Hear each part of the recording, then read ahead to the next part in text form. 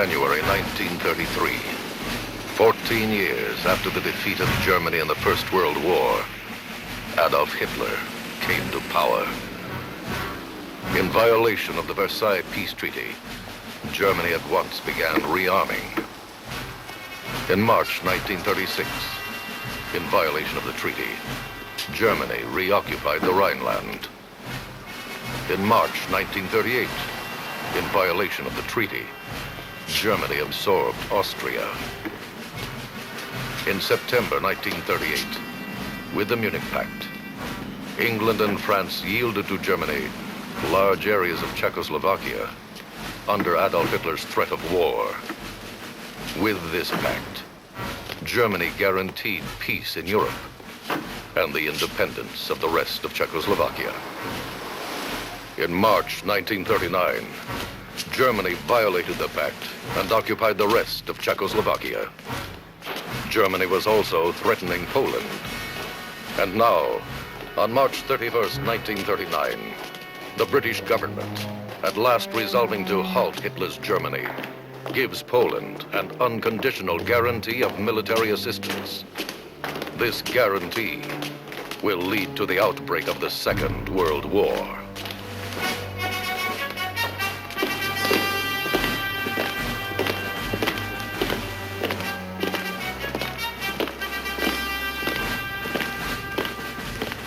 Colonel General Walter von Brockisch, Commander-in-Chief of the German Army. General Franz Halder, Chief of Staff. Lieutenant General Alfred Jodl, Operations Chief of the OKW, Hitler's Supreme Headquarters Command. Colonel General William Keitel, Chief of the OKW. Admiral Erich Raeder, Commander-in-Chief of the German Navy. Summoned by the Fuhrer, these officers are here for an urgent meeting on the British military guarantee.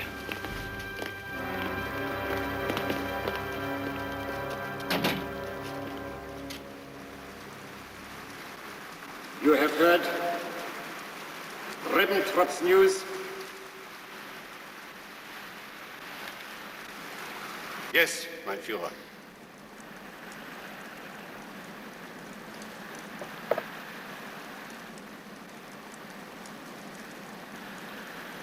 My will is fixed and unshakable. You will proceed with the planning for Case White. Mein Führer, the starting date? September 1st. Does the Führer's decision present problems for the military? Joachim von Ribbentrop, Hitler's foreign minister. Vain and incompetent, he has succeeded in earning the dislike of almost everyone in the German government. My Luftwaffe will be ready September 1st, mein Führer. If necessary, even sooner. Field Marshal Hermann Goering, commander of the powerful German Air Force in the Third Reich, second only to the Fuhrer. With all due respect to the Field Marshal, mein Führer, you give us only 5 months to prepare for general war. It would require at least a year. We do not have a year.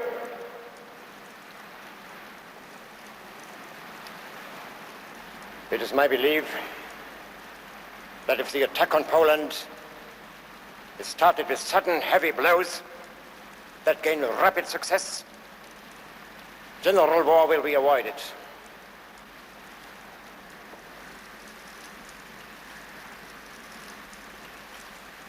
But if England and France do march, I'll cook them a stew. They will choke on.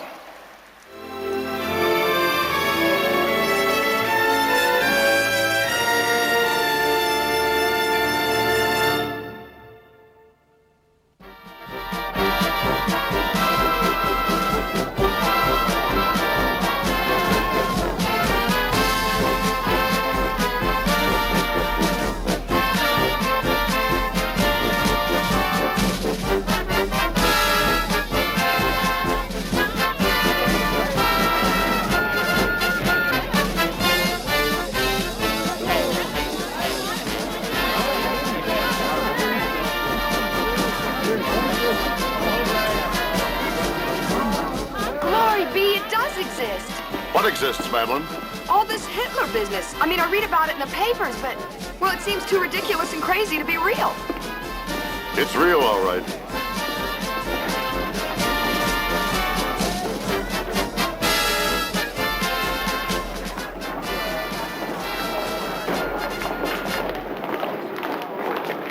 Commander Victor Henry, United States Navy. Stateroom 63A deck.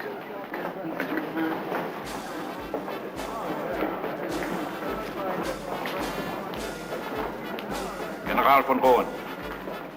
Oh, sehr wohl, Herr General. Eine Ehre, Sie wieder an Bord zu haben, Herr General. Dieselbe Kabine. Danke. Wer war der Mann? Ein amerikanischer Marineoffizier, Herr General. So habe ich gehört. Sein Auftrag. Wissen Sie? Marineattaché amerikanische Botschaft Berlin, Herr General. Ich empfehle Kapitän Schwenk, ihn an seinem Tisch zu platzieren. Zu Befehl, Herr General. I can't believe it. We're actually going. Madge Tolliver was in Berlin for the Olympics. She keeps saying how wonderful it still is and how cheap. She says we'll just love it. Oh, here it is, Pug.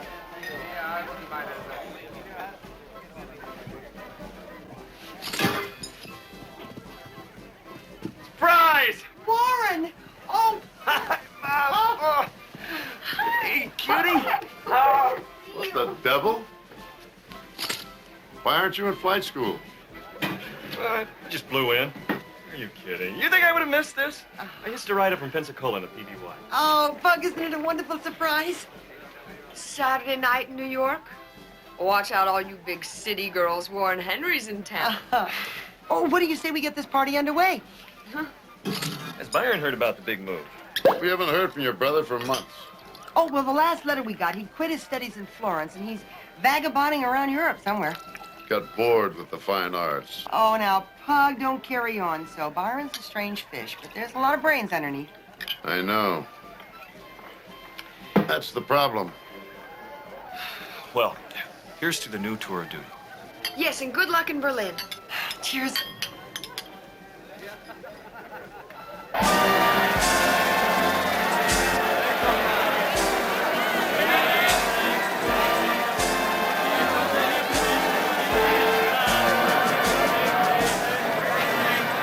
Well, I got a Navy car. Can I drive you someplace?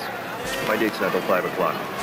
You can take me to the Rockefeller Center, the National Broadcasting Company. What for? I'm gonna look for a job. Does Dad know about this? Are you crazy? Besides, it's just for the summer.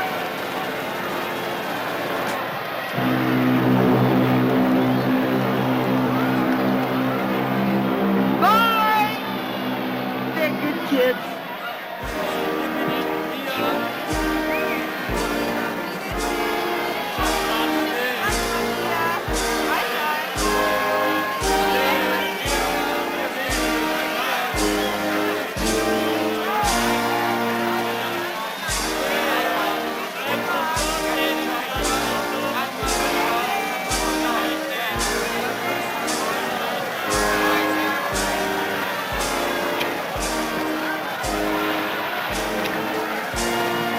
Cat's away, huh?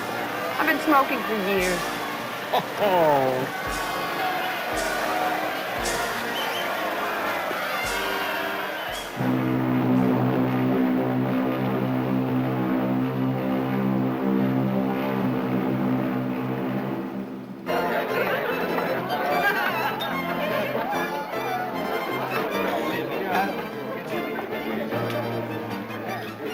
Well, to whom? To the kids. Ah, yes. Our abandoned nestlings. All right. To the kids.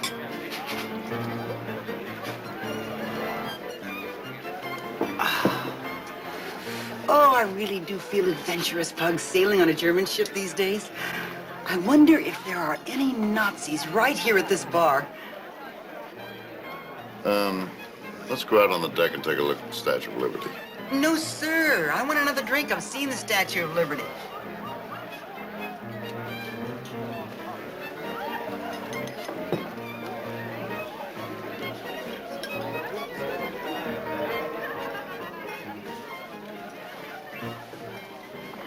Look, as long as we're aboard this ship, we have to assume that everything we say is being recorded.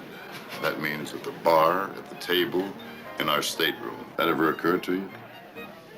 Well, yes, sort of, but in a stateroom, too? Always? You mean... Oh, you don't mean day and night, Bud, really? If they didn't, they'd be sloppy. The Germans are not a sloppy people. Well then, mister, keep your distance on this boat. That's all I can say. And I intend to spend the entire trip chastely brushing up my German. It's going to be the same in Berlin. Honestly. Oh, hell. It doesn't make much difference anyway, does it?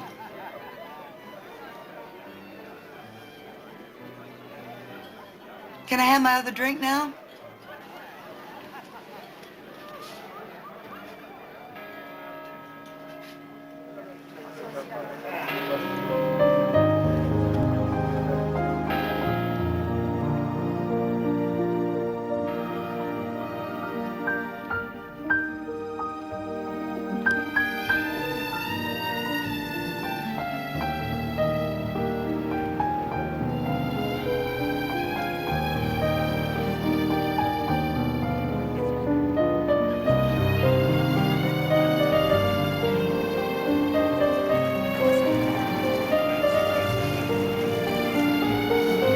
Byron Henry? Yeah.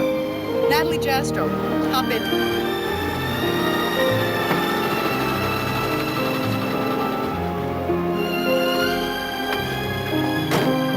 This is Leslie Sloat.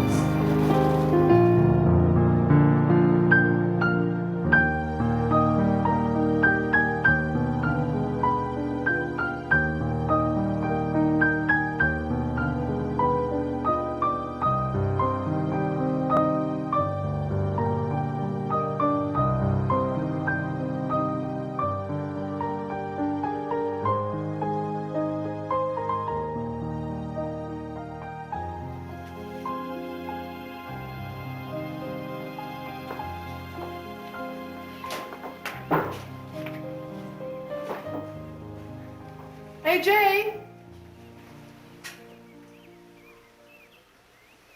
AJ?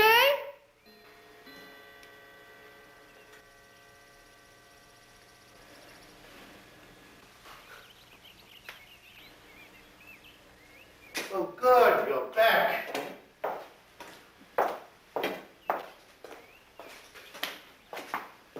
Aaron, this is Byron Henry.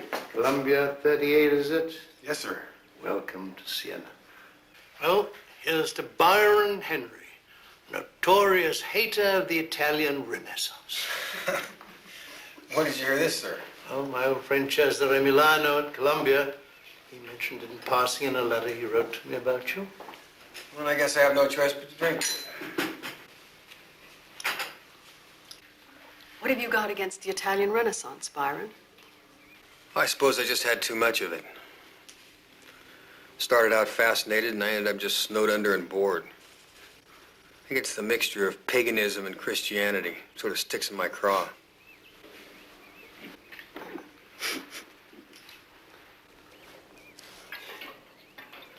You ask what I had against the Italian Renaissance. I told you. Now, don't fold up on us, Byron. Other people have taken your position. Good name for it is Protestantism. Byron, I understand your father is a naval officer?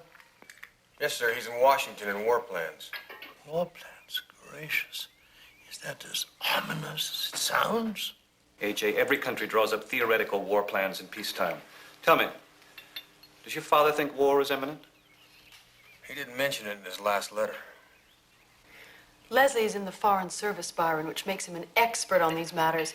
He thinks my uncle should go home. We've had a running argument about that now for days. Of course, he's going on to Warsaw. Well, for what it's worth, I think there's going to be a war. You do? I'd be interested to know why. I just toured Germany. Everywhere you drive, you pass army trucks full of troops and railroad cars loaded for miles with artillery and tanks. Byron, with such displays, Hitler won Austria and the Sudetenland, and he never had to fire a shot. Dr. Jastrow, when I was in Germany, I saw signs on park benches and trolley cars about the Jews, and I saw burnt-out synagogues. Yes. Well, I'm surprised that you speak as calmly as you do about Hitler. Being Jewish, I mean. If Hitler wins out, the Jews will simply fall back to the second-class status they had for so long under the kings and the popes. We survived 17 centuries with that. And we have quite a store of wisdom and doctrine for coping. Aaron, this Olympian attitude of yours completely exasperates me. That you could rely on Adolf Hitler's prudence for your safety and for Natalie's strikes me as grotesque. I think Natalie's parents would agree with me. Natalie can go home tomorrow if she wishes. But I think perhaps she finds working here in Siena as my secretary more stimulating than Miami Beach. Oh, I'm thinking of going home all right, Leslie, but not because of Hitler. There are a few things that bother me just a little bit more than Hitler at the moment. Look, we are... I dare say.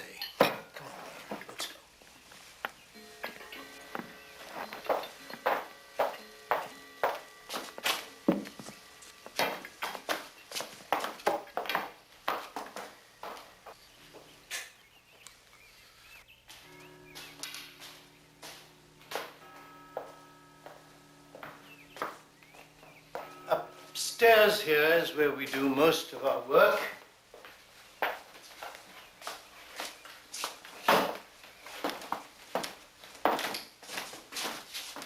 It's quite a library.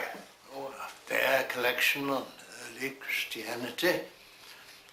Now, Byron, I understand you took a Naval Reserve course and obtained a commission. Is that where your interests lie? No, sir. The commission was more to please my father. I assume that when Dr. Milano suggested you visit, he mentioned that I might have something for you. Yes, he did. My next work is called The Arch of Constantine. You do know who Constantine was? The first Christian emperor of Rome, I believe. A+, Byron. I need some research on the emperor's wars. Would $20 a week interest you? Well, sir, I've flunked more history courses. I see. You don't want the job. No, sir, I didn't say that. Tell me, would I be living and working here in the villa? Certainly. You'd be working right here in this room. That is Natalie's desk there, and yours would be here. I think I'll try it, sir. Oh, you will? Although you say you have no aptitude. Why? Well, for the money and of course to be around you, sir. To be around me. Oh, to be sure. All right, Byron, why don't we give it a try?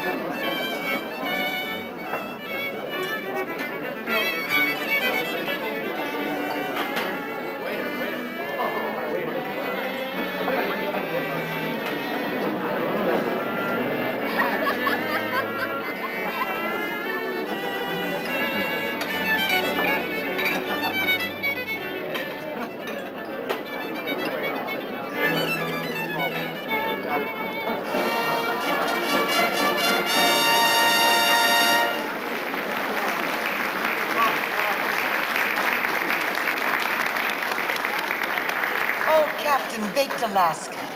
Well, we tried to make the last night of the voyage a memorable one, Mrs. Henry. And it is the Fuhrer's birthday. No, Mr. Tootsbury. There will be no war between England and Germany. Well, we're all the same stock, all North Europeans. It would be a sad thing for brothers to fall out. Has a nice ring to it, doesn't it, Pam? Remind me to include it in my next broadcast.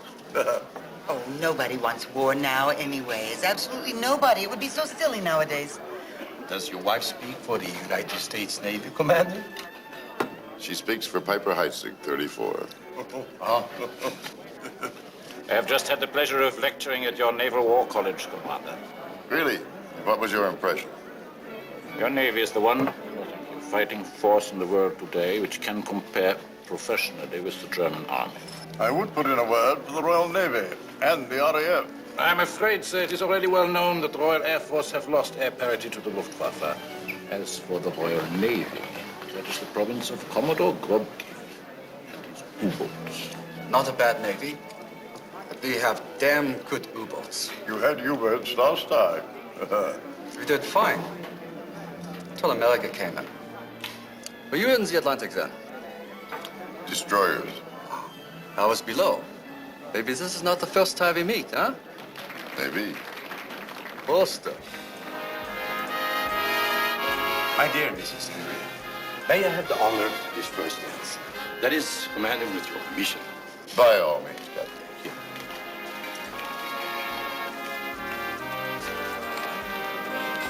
Tell me, General, will your Fuhrer attack Poland?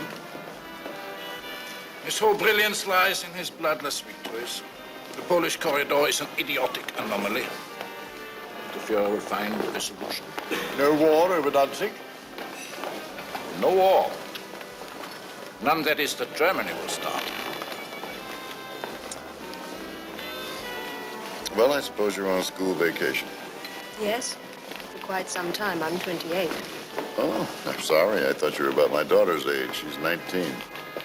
Many people make that mistake, Commander. I suppose it's because I'm always with my father. I help him with his work. His eyes aren't very good. Well, that must be interesting. Depends on the subject matter. Nowadays, it's somewhat of a broken record. Will the little tramp go, or won't he?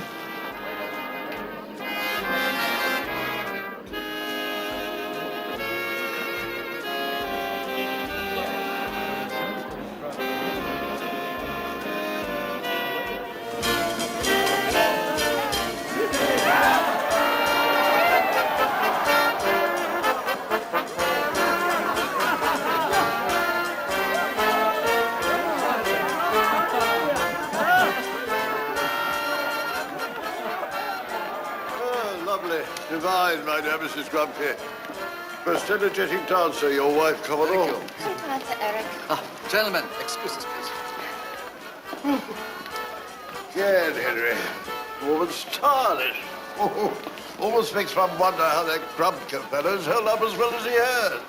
A great deal of sea duty, no doubt. Well, fraternizing with Jenny, were you?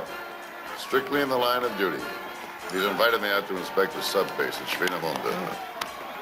Anyway, I doubt that Grumpy's a Nazi. You do, eh?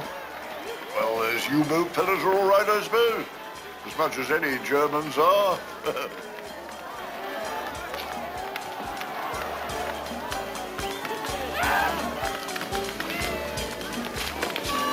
Maybe have another dance later. Of course, thank you.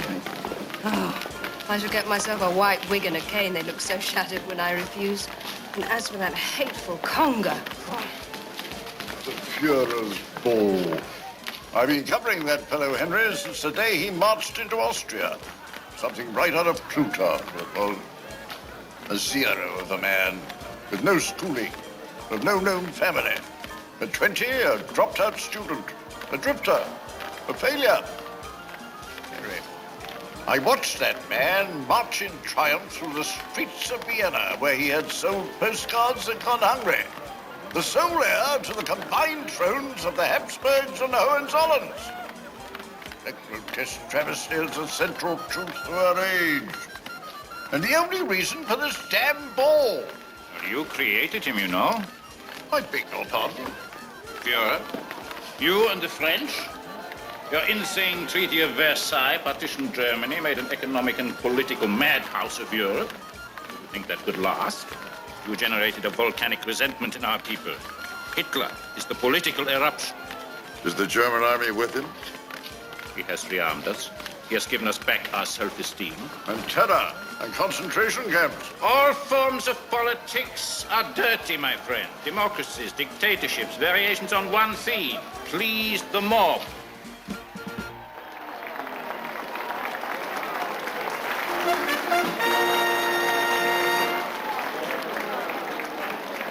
Meine Damen und Herren, ladies and gentlemen, I propose a toast.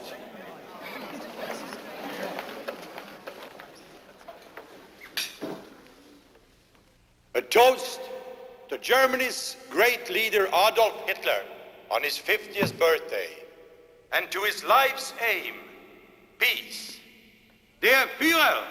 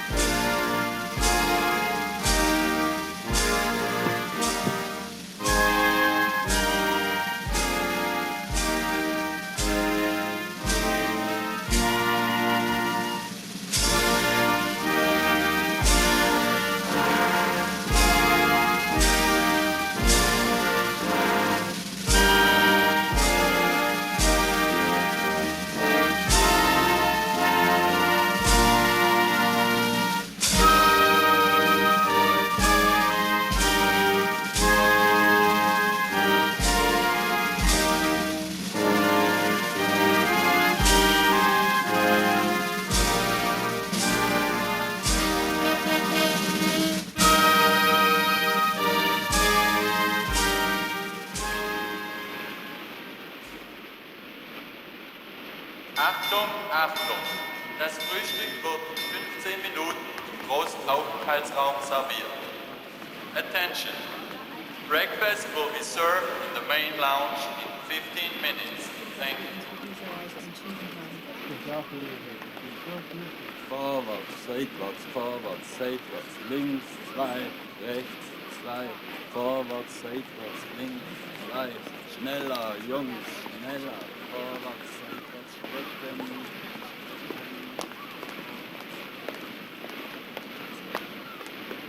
Good morning. Good morning.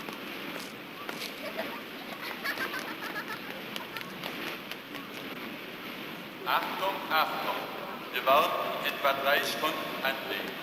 An den Passagiere werden gebeten.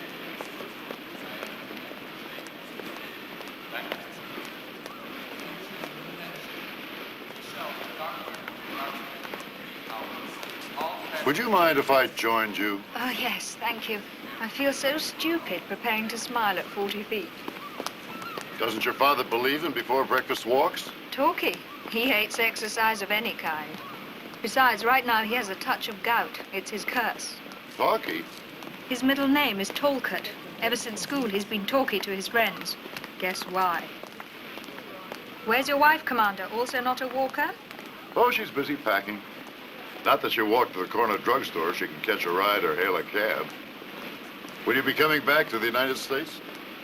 Well, if Father gets thrown out of Berlin, which seems inevitable, I suppose we will. Why? I have a son I should like you to meet. Unlike his father, he's quite handsome. Oh? What does he do? Naval officer, like his father. A sailor? Never. A girl in every port. Don't you have any other sons, Commander? As a matter of fact, I do. But, he'd be a bit young for you. Maybe not. I never do seem to hit it quite right. I say, Commander!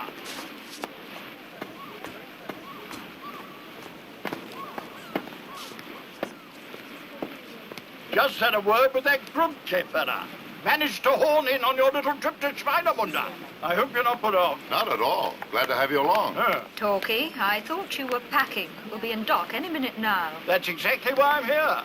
I've made a muck of it. You know I can't handle things of that kind. Well, what are you standing there for, you lazy creature? Say au revoir to Commander Henry, and go below and get my things together. Shall we see you in Berlin? Of course. I shall be pumping in for the latest military intelligence. And learning nothing, I'll be bound. Auf Wiedersehen, Commander. Go on. Dudesbury, I have notions of matching your daughter up with a son of mine. Oh, have you? I warn you, Pamela's a handful. Why? How can you say that? I've never met a gentler or pleasanter girl. Still waters. I warn you. See you in Berlin.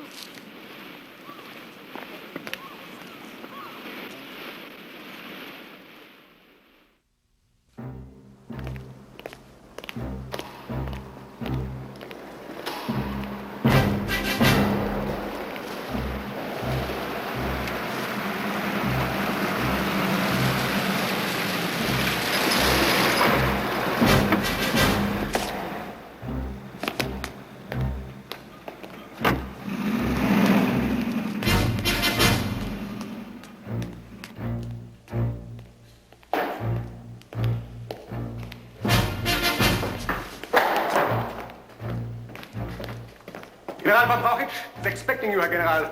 The Chief of Staff is with him.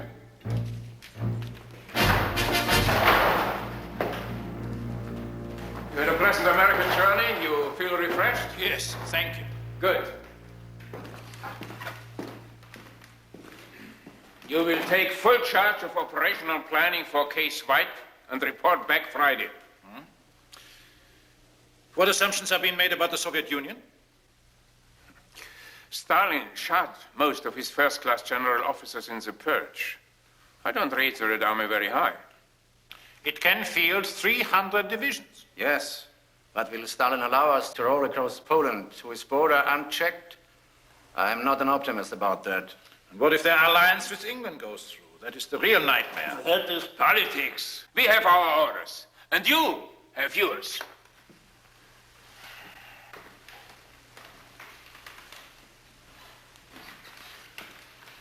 I will report back on Friday, of course, but I can give you my estimate now.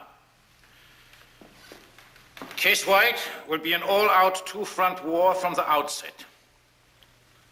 The fatal error of Kaiser Wilhelm. The Kaiser was not a political genius. This man, yes, he will pull off another political miracle. Good. So, we plan for a miracle, eh? We plan to smash Poland in 2 weeks. And hold in the West. Hold in the West. With what we have. That is the miracle we plan for.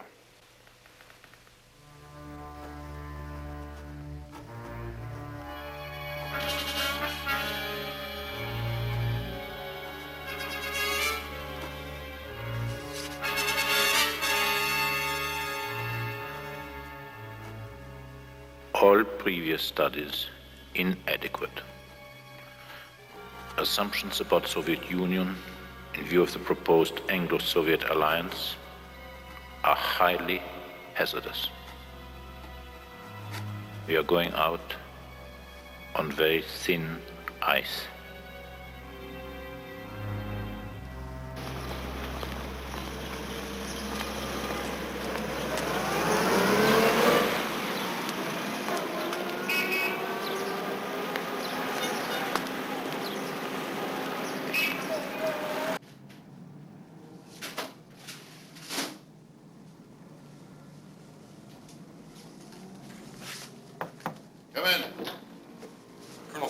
The military attaché. Welcome, Commander. I'm Bill Forrest. Hug Henry. I'm right next door. What's the drill here? Uniforms every day? Oh, no. I just came from a review. You suit up only for occasions here. Good. Such as this one. You get to meet Hitler right off the bat? Yeah, just luck. It's a big crush for the Bulgarian minister. We'll just pass by and shake hands. It ought to give Mrs. Henry a thrill. Is this usual? An attaché at a head of state reception? Not very, no. And the queer thing is, those cards came from Wehrmacht headquarters. Compliments of a General von Roon.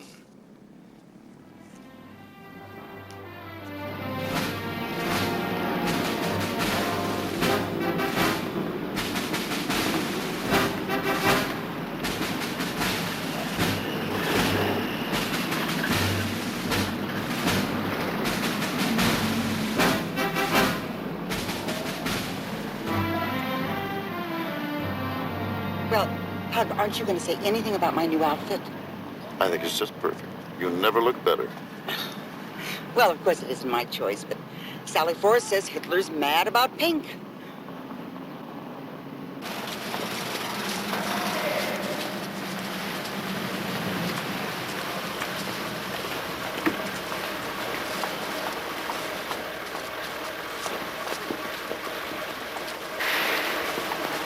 It makes Washington seem dull and tame, doesn't it?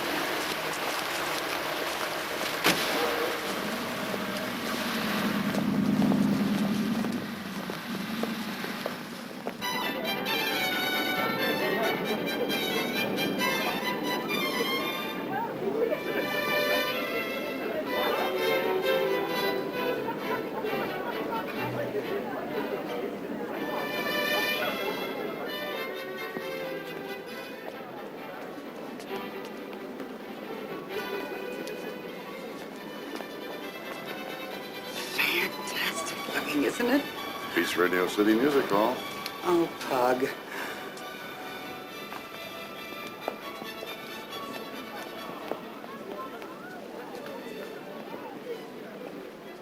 Oh, look. You can see him now. Oh, Max Halder.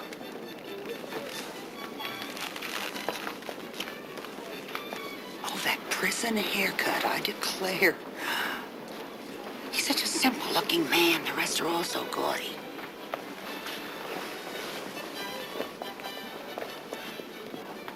Der Marineattaché der Botschaft der Vereinigten Staaten von Amerika und Frau Henry. Willkommen in Deutschland. Danke, Herr Reichskanzler. Frau Henry, hoffe, Sie fühlen sich wohl in Berlin. Um ehrlich zu sein, Herr Reichskanzler, ich habe gerade mit der Haussuche begonnen. Sie werden keine Schwierigkeiten haben. Aber es gibt so viele herrliche Berliner Viertel. Ich bin ganz verwirrt.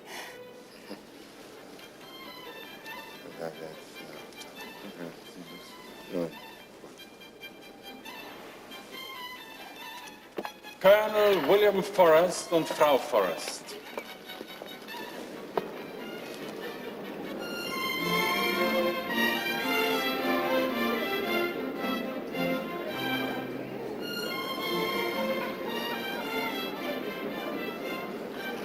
There's Ribbentrop and Goebbels. Would you like to meet him? Oh, please.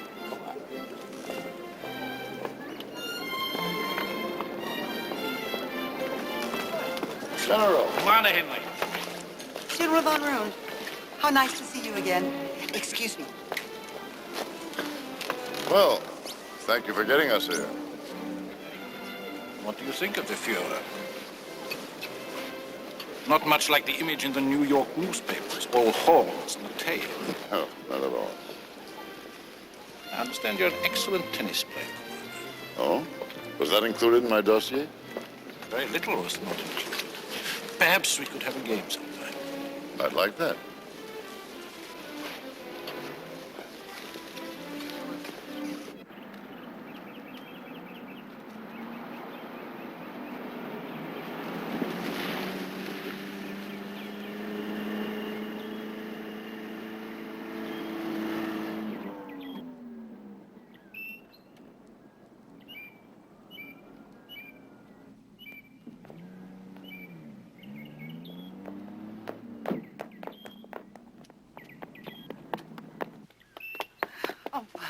Pug, it's perfect. You'll never believe it.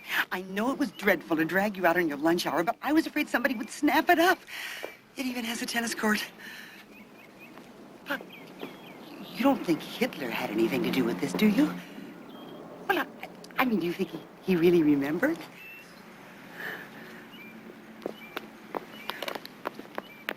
It's such a pleasure to do business with Americans.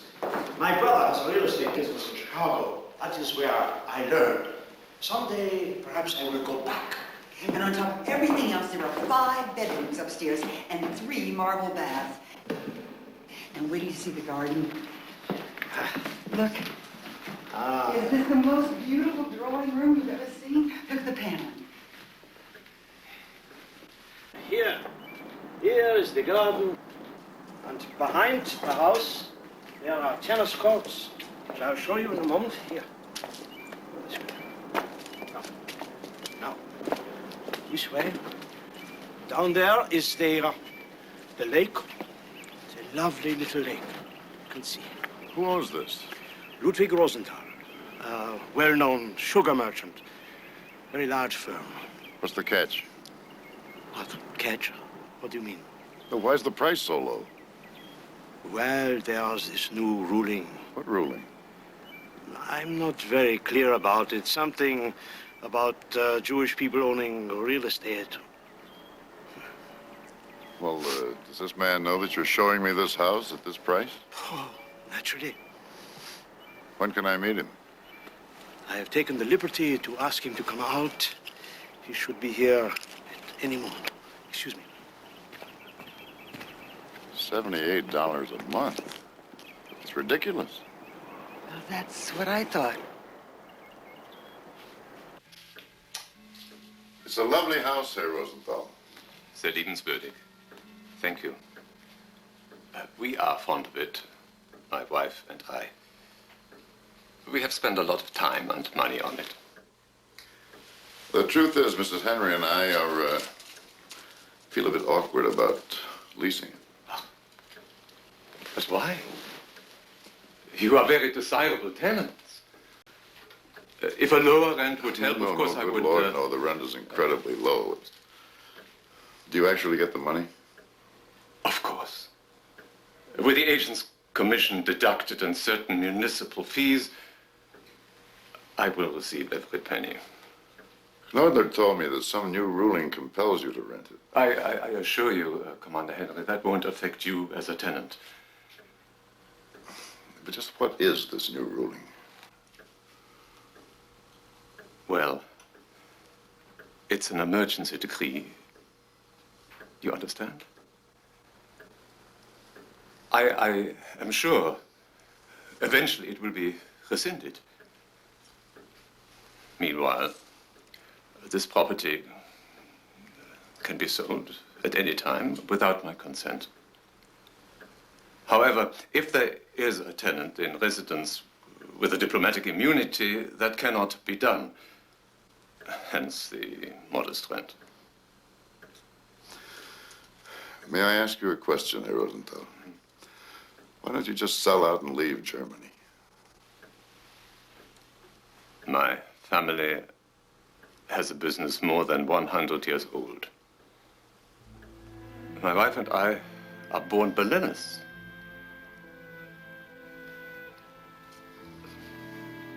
This is home.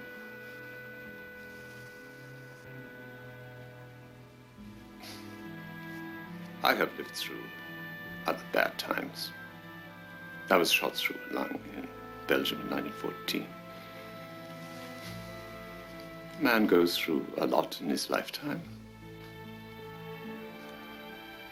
Well, Mrs. Henry loves the house, but we just hate to take advantage of someone else's misfortune. You'll be doing just the opposite. You know that now.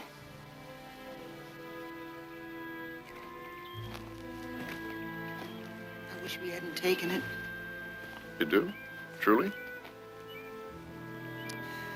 Never really struck me before. Never seemed to really be happening. That fine man, imagine. Renting out this beautiful home for pittance in order to keep it from being sold over his head to some fat Nazi, no doubt, lying in wait to pick it up cheap. Well, do you want me to call it off? He really wants us in, you know. Oh, I know he does. That's what's so scary. I'm never gonna be happy in this house. Or in this country. It's such a barn, I'll need a troop of servants. Oh, we'll get them. No problem. They're all Gestapo spies, you know, every last one of them. Pug. I wish you'd been ordered to a battleship. So do I, honey. So do I.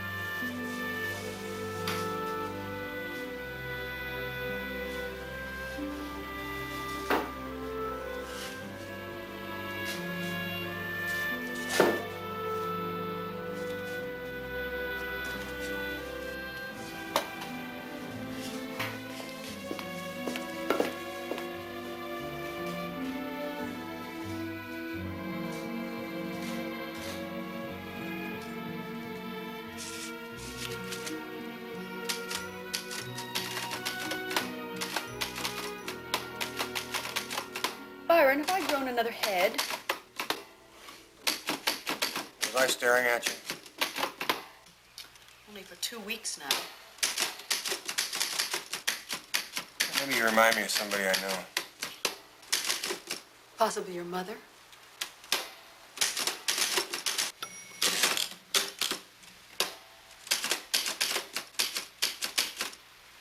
You writing another letter to Slow? Byron, Aaron needs those notes this afternoon. Do you suppose you could fit them into your busy schedule?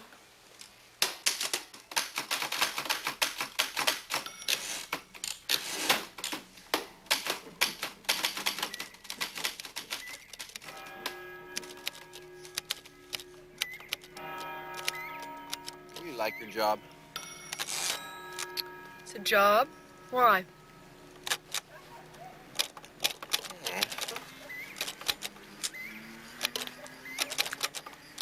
Seems like you're kind of wasting away here.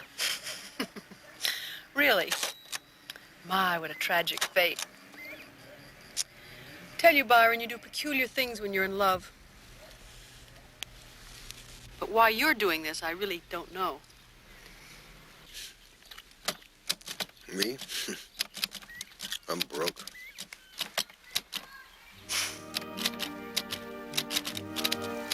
Do you mean to tell me that you've been in Siena 9 years and never been to the Palio? I have never attended the race. That is incredible. It's nothing but a relic of the medieval burlesque races. Sometimes they raced donkeys and buffaloes. In Rome, they raced Jews. Moreover, my friend the Archbishop tells me the crowds are so unruly, you risk being jostled or even trampled. Well, then why the sudden interest? Well, because Life magazine wants me to write an article about it for a very substantial sum of money. AJ, Leslie writes that he wants me to come to Warsaw. But that's not very consistent of him, is it? Urging us to go home and inviting you to Warsaw when the war talk gets worse every day. But you're the one who said there was nothing to worry about. Natalie, is it ladylike to pursue Leslie Sloat? Is it wise tactics? That is my business. Leslie is a very cold-blooded customer. I'm going. A Jewish wife is not suitable these days to a diplomat's career. It's as simple as that. Besides, you'll be in Greece. It's the perfect time. I postponed my trip to Greece. This Palio thing gets in the way. Look, I have an idea. I haven't time to research the Palio and attend that silly race. Why don't you do all that? And then you rough draft an article and we'll split the fee. How's that? How much? You'd receive $1,000. $1,000? Say, I could buy a whacking good trousseau for that. A trousseau? Is that still in the wind? Yes. Can I use Byron for the research? I don't see why not. All right, and then I'll go to Warsaw in August after the second Palio. Agreed? If the war news doesn't get worse, yes. Fine.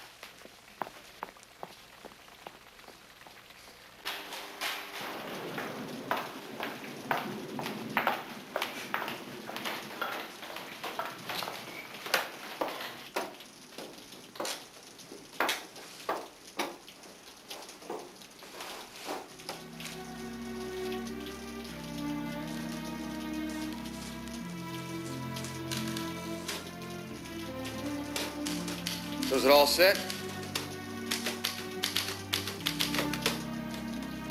What? Warsaw. Oh, that's postponed at least until the end of August.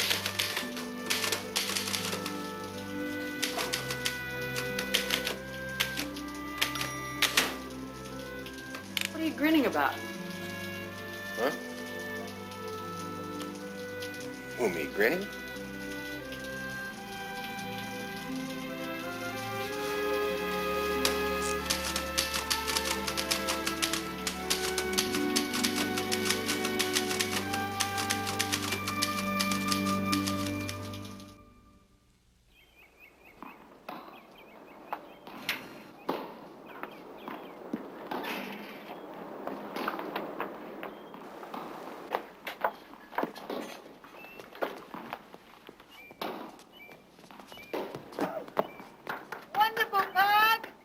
Good shot.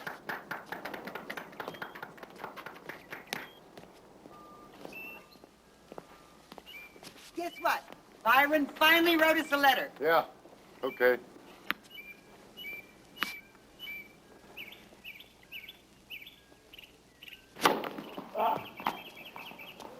Lots of good news, dear.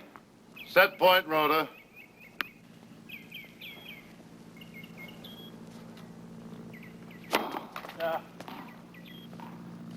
Tough luck, General. Take a couple more. No. It's set. Good time for another? Unhappily not. I must be going. Well played. Now you can read your letter.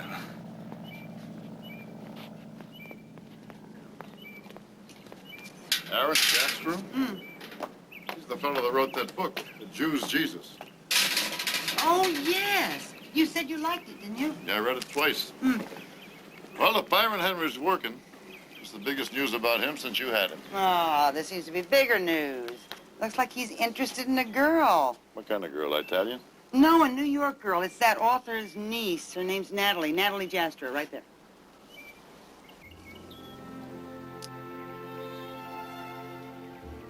This thing is kind of far along. I think maybe I'll write him. What do you think you're going to say? It doesn't make any difference to me that she's Jewish, although that might raise serious questions about the children's faith. Children? Pug, he doesn't say a word about marrying her. It's the way he writes about her. Look, if she's Aaron Jastrow's niece, she's probably top drawer and brilliant. The point is, what chance has a marriage like that got to work nowadays? At least I want Byron to think. That comes hard to Byron.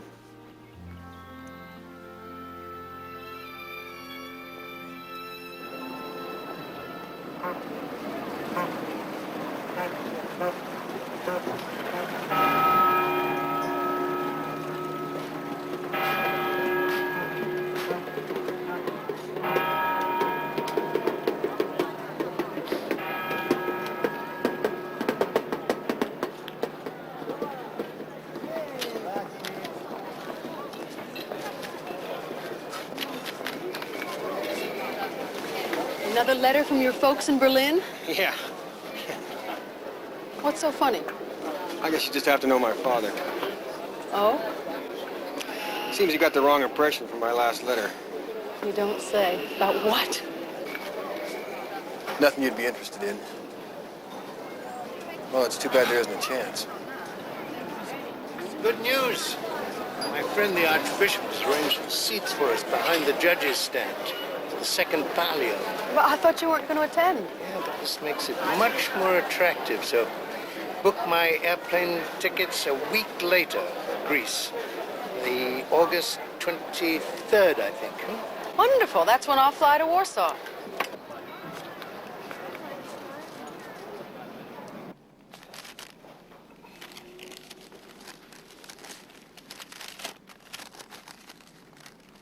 What follows gets into prognostication, so may be judged frivolous or journalistic.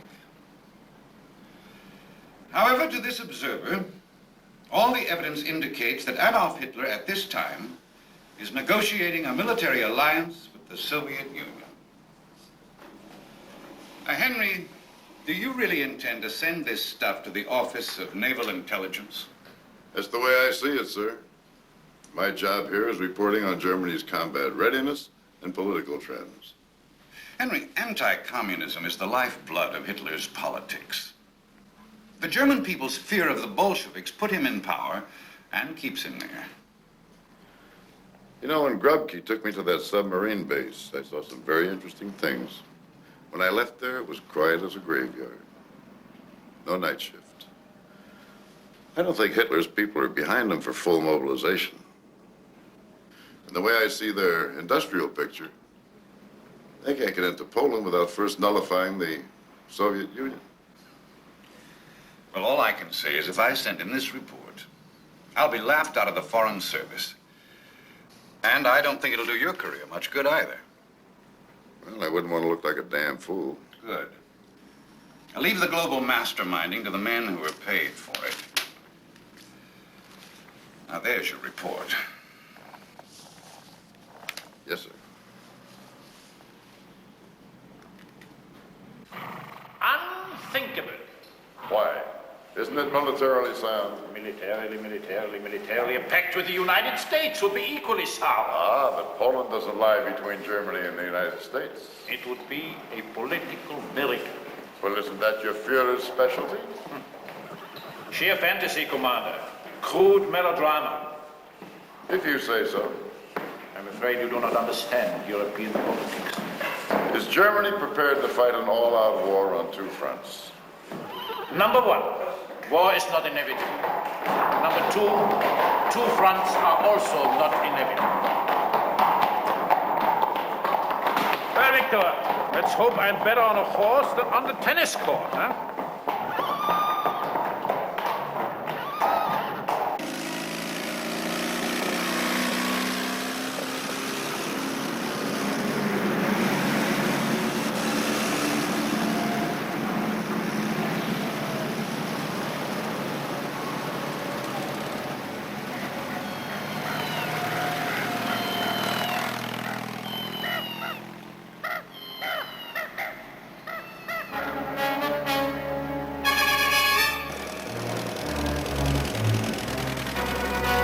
With Case White, the invasion of Poland, only 20 days away, Mussolini sends his son-in-law, Count Galeazzo Ciano, the Italian foreign minister, to Hitler's mountain retreat.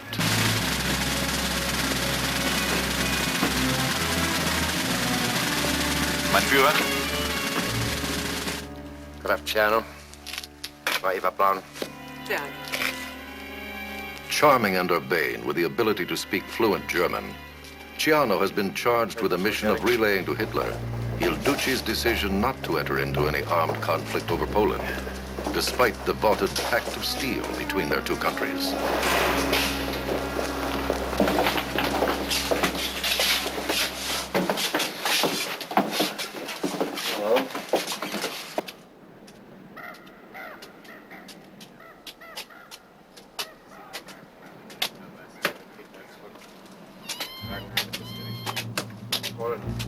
Hitler discloses the plans for Case White to Ciano. He must attack by September 1st, because the autumn rains start October 15th. He needs 6 weeks. 2 weeks to smash Poland. 2 to 4 weeks for mop-up. Lassen Sie mich Ihnen den Verweis darlegen. Wir müssen spätestens am 1. September einmarschieren. Denn am 14. Oktober beginnt der Herbstregen. Mein Führer, Italien... Ciano warns Hitler that Italy is unprepared for war. He explains that the Pact of Steel was signed in anticipation of war in 1942, not 1939. He proposes another Munich-style conference. Maybe the West will give in again without a fight.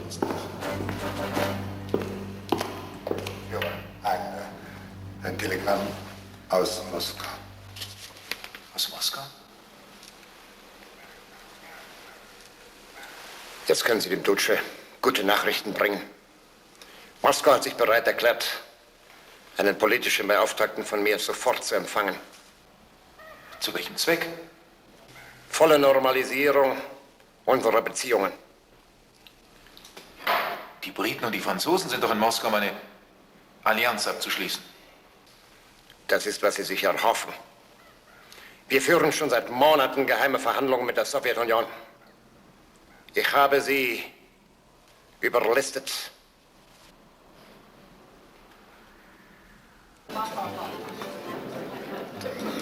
Unthinkable! Why? Your charge is exactly right. Read Mein Kampf. I did. You haven't grasped it. He says himself somewhere that a pact with Russia would be the end of Germany. I did a little ungentlemanly spying aboard Grubke's flagship. I saw some operational figures. He'd like me to think that he has 70 submarines operational. I doubt that he has 50. Oh? So, it's just part of the general German unpreparedness. I doubt that Hitler can go to bat if there's a risk that Stalin will come in against him. Just so. And we've got an alliance with Stalin practically sewn up. So, Hitler's stymied. So, no war. So, why hasn't this alliance been announced? Well, what do you think, Pamela? I think if that report will jeopardize your career and make you unhappy, then by all means, tear it up. Well, that's hardly the point, is it? As far as I'm concerned, it is. Victor, don't send that report. If you do, you'll make a complete ass of yourself.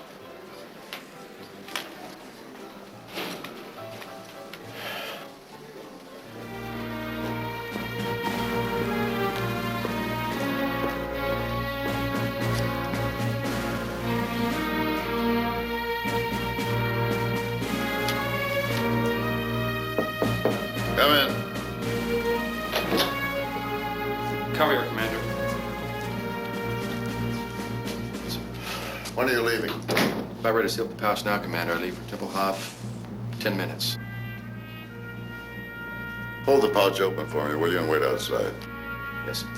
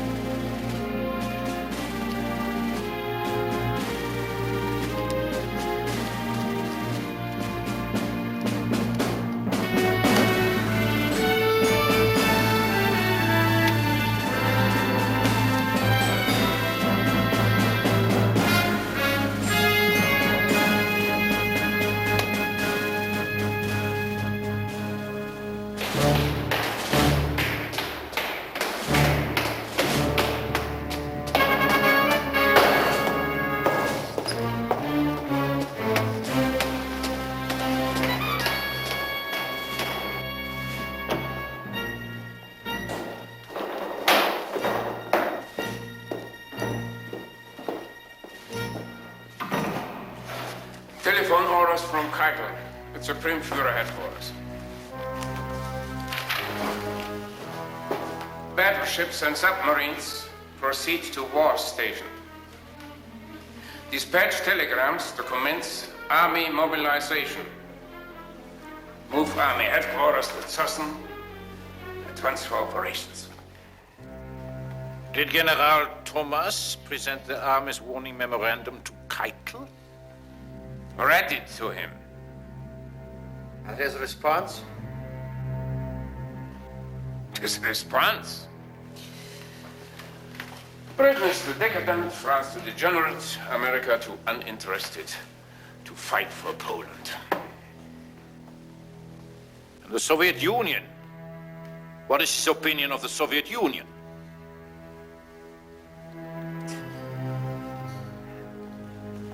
Issues the orders.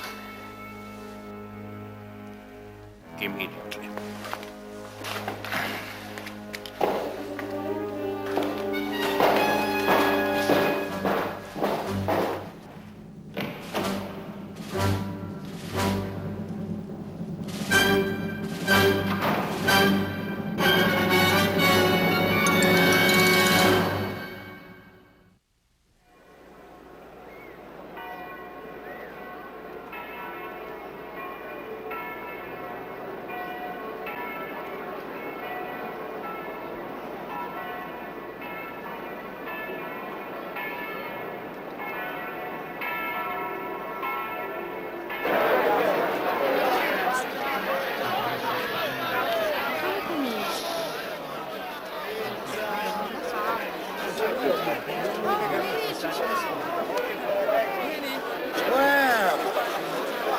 Archbishop done us proud.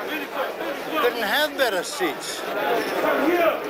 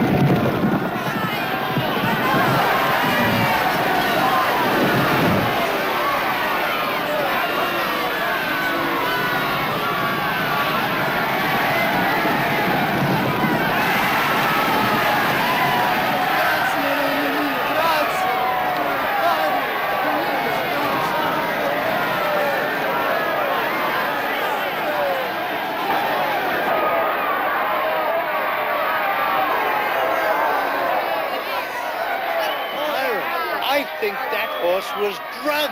Yes, sir, I think most of them are.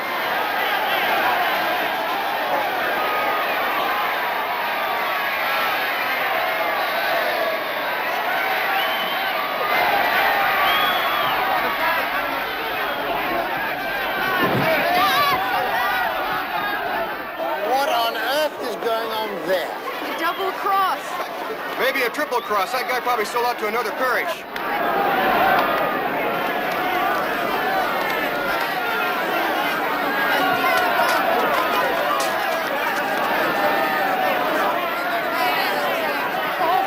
And naturally, this article will write itself. Now, what these Siamese have evolved is a grotesque little parody of European nationalism. The Palio is war. This is war. Let's get out of here now.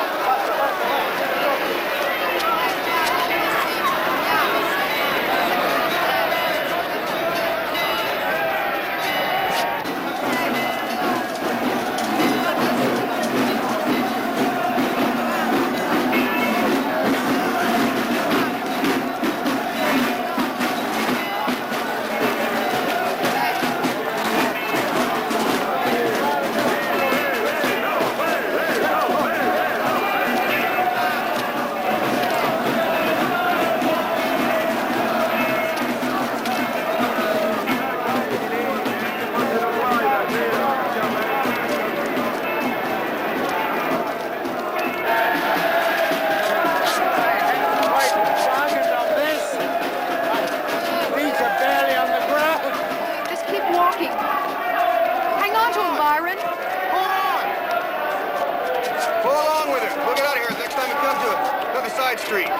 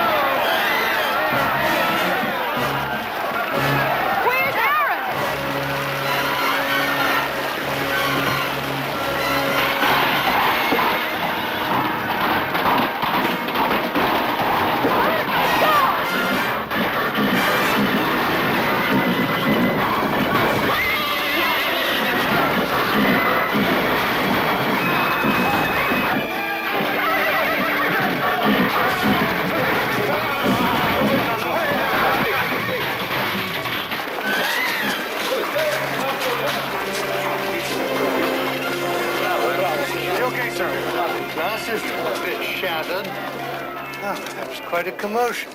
Close call there, wasn't it? These people are their minds. I said it was a war. They need to spare civilians. Well, that would be insane. In for a penny, in for a pound. I find all this quite exhilarating. So, let's go. Better hang on to me a little more tightly, Byron. You're a little derelict there for a moment.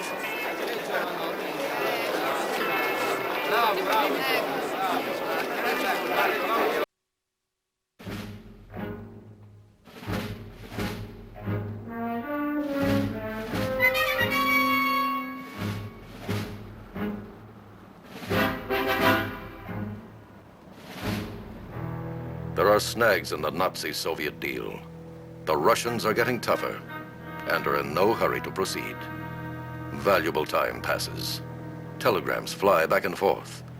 Ribbentrop has offered to fly to Moscow with full powers to conclude a pact. Weighing on Hitler's mind is the knowledge that the British and French military envoys are in Russia, still negotiating. Finally, he comes to an unprecedented decision. He will humble himself and write a personal letter of appeal to his great enemy, Stalin. Something has to be done about it before it is too late. The tension between Germany and Poland has become intolerable. Crisis may arise any day. I therefore propose that you receive my foreign minister on Tuesday, August 22nd, but at the latest, August 23rd. I should be glad to receive your early answer.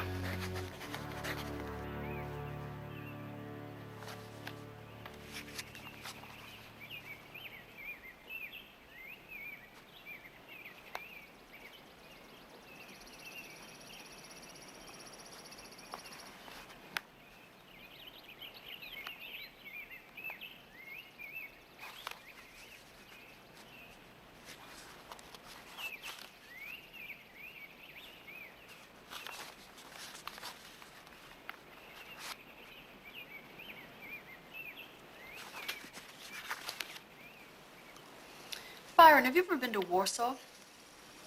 No, why? Would you like to come there with me? Well, what would be the point? Thing is, Aaron's getting difficult about my trip. Am I going to make a difference? Yes. Don't you know what he calls you now? My golden lad. He can't get over what you did at the Palio. Oh, you exaggerate that. No.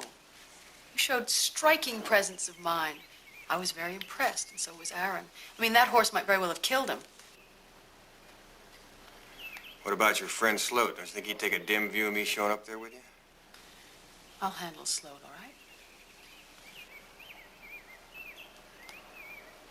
Well, with Aaron away in Greece, I couldn't imagine a more dismal place than this. Why not, Natalie?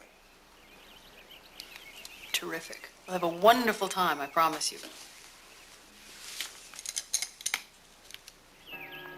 Byron, I cannot tell you what a load you have taken off my mind. This headstrong girl doesn't realize how wild and backward Poland is. The political situation is deteriorating by the day. You talk as though I was some kind of idiot. You are a girl. You have quite a lot of trouble remembering that. However, my mind is much more at ease. You're a very capable young man, Byron. Let's have a bottle of champagne on it. Champagne, Maria. Si, Doctor. So, you and Natalie are off to Warsaw. I hope you'll manage to see my cousin Beryl. I haven't seen him since I left Poland almost 50 years ago. Beryl Jastrow. Presence of mind was his strong point, too.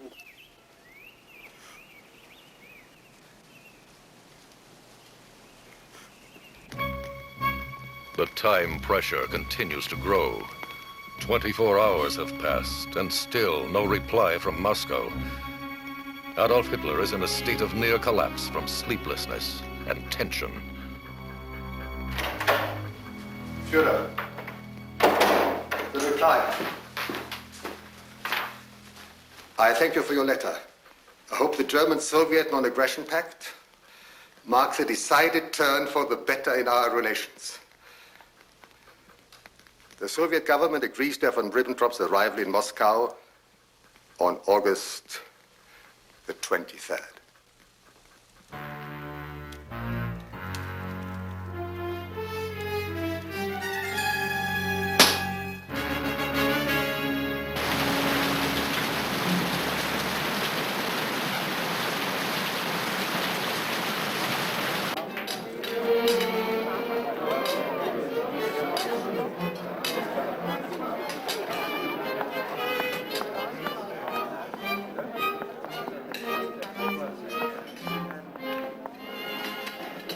Meine Damen und Herren, darf ich um Ihre Aufmerksamkeit für eine wichtige Ansage bitten. Soeben wurde gemeldet, dass die Reichsführung und die sowjetische Regierung einen Nicht-Angriffspakt geschlossen haben. Der Reichsaußenminister wird am Mittwoch in Moskau die Vertragsverhandlungen abschließen. Ich danke Ihnen.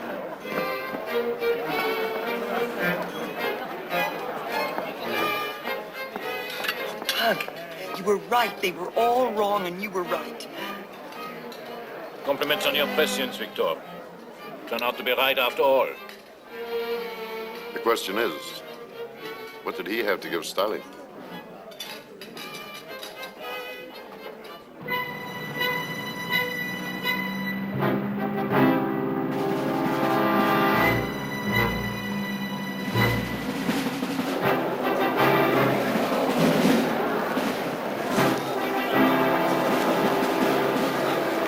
We could be walking right into the middle of a war. Look, I realize for you this is no longer a gay excursion, so I'll just go on by myself. Natalie, I don't think you understand. Hitler made this alliance with Stalin, give him a free hand so he can invade Poland. Byron, you heard what Aaron said. Hitler hasn't used his army yet, and he's not going to now. I'd suggest you call Sloat. Maybe he'll tell you not to come. That's insanity. I'll never get a call through to Warsaw today. Try.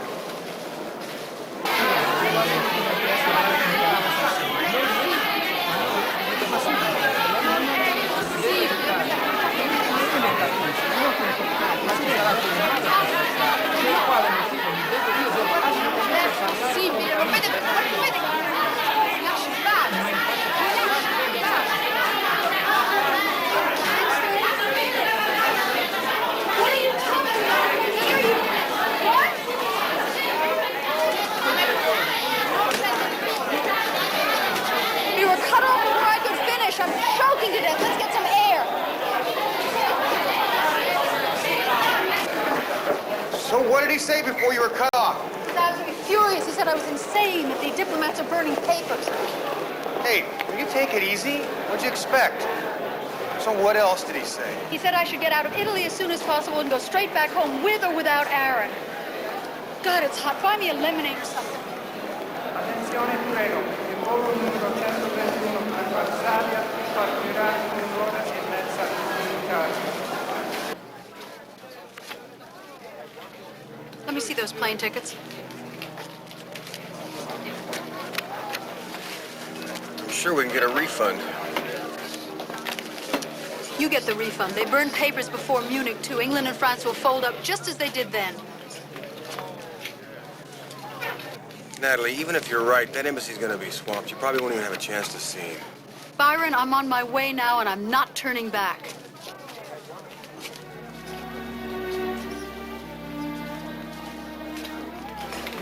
Here, take it.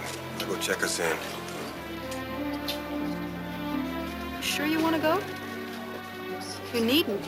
Honestly, I'm releasing you. Wait a minute, I don't want you to come.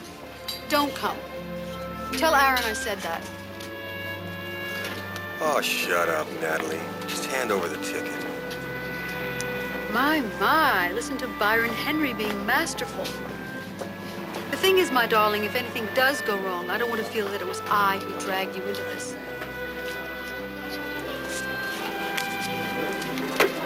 Finish your lemonade, I'll get you a key pie.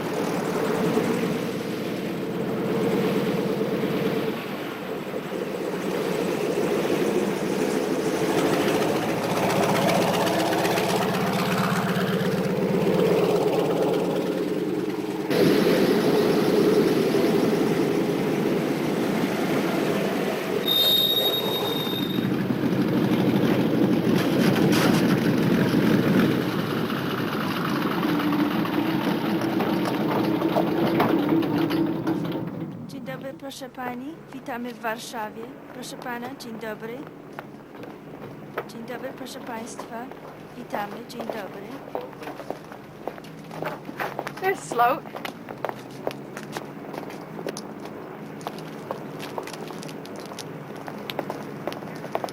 So you got my wire. You mad woman. Only you'd make a pleasure trip during a general mobilization.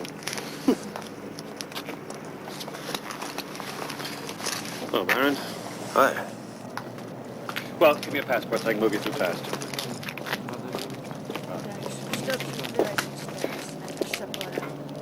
See these people? You know who they are? They're called sensible people. They're getting out while the getting's good. The Jews, mostly.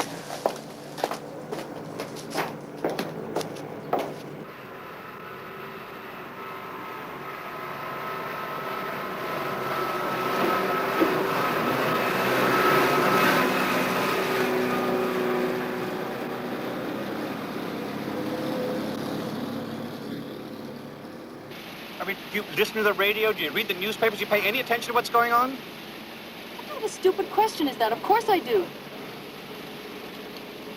So the point is, you glad to see me or not? Hmm?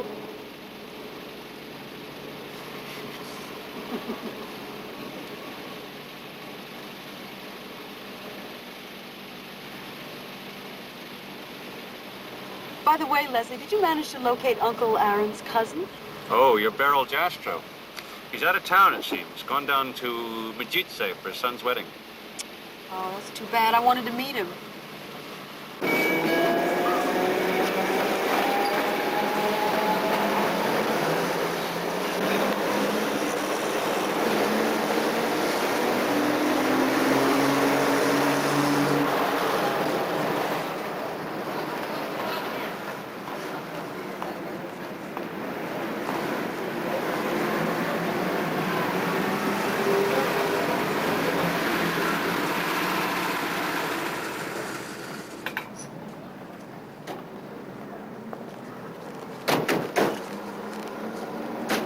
Scare here.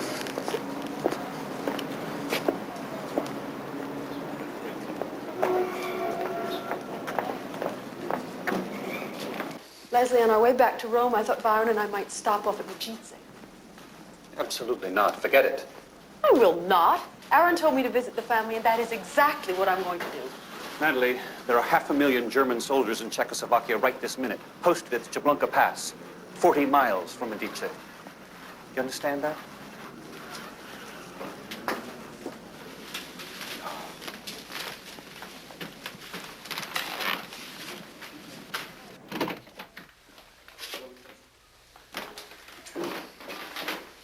Was this?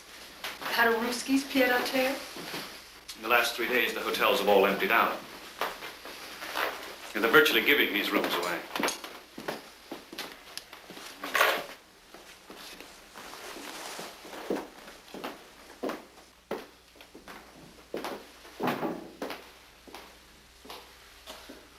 This is what I need. All right, gentlemen, leave. See you at dinner. I'm going to have a great bath.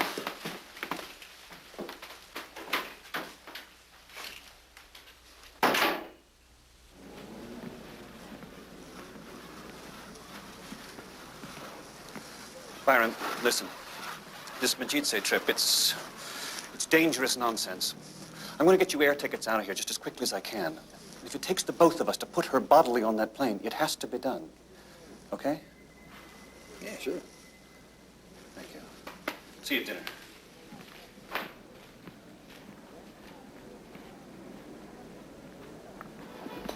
Hi, I'm sorry to be late. The embassy's just a madhouse. It's all those Jews. They're storming the gates. We've all turned into visa officers. God knows I don't blame them. If anyone can show a relative or a friend, a letter, anything from the States, we process them. Right now, a New York telephone book in Warsaw is worth 100 zlotys. Canary? Shall I just order for everybody? Aha. Łososio dla każdego. Barszt czerwony z patucikiem. These are local specialists. You'll like them. Eel steak is very good here. Interested? Kochany dla mnie zarazy do Wolwy Sowieckiego skrażo wyciano. A dla pana polienkę śmietany. Dla mnie proszę dużo wody.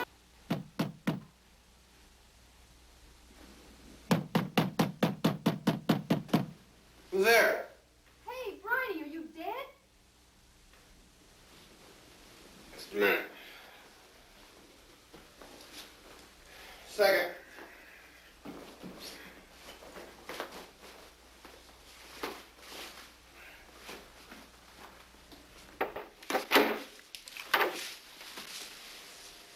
What are you doing here?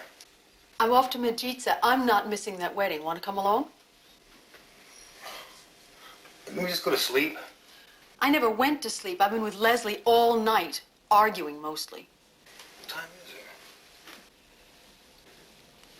6:30. The plane for Krakow leaves at 9. Krakow? It's the closest airport. Get in here.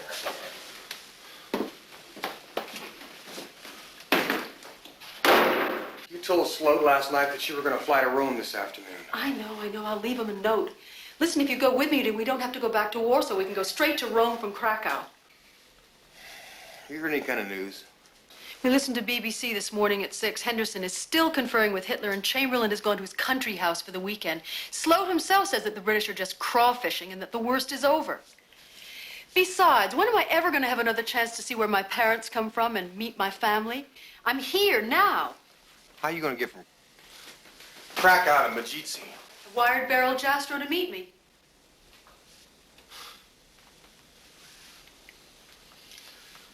Okay, I'll go with you. You will? Yeah. As goofy as I am, Briney.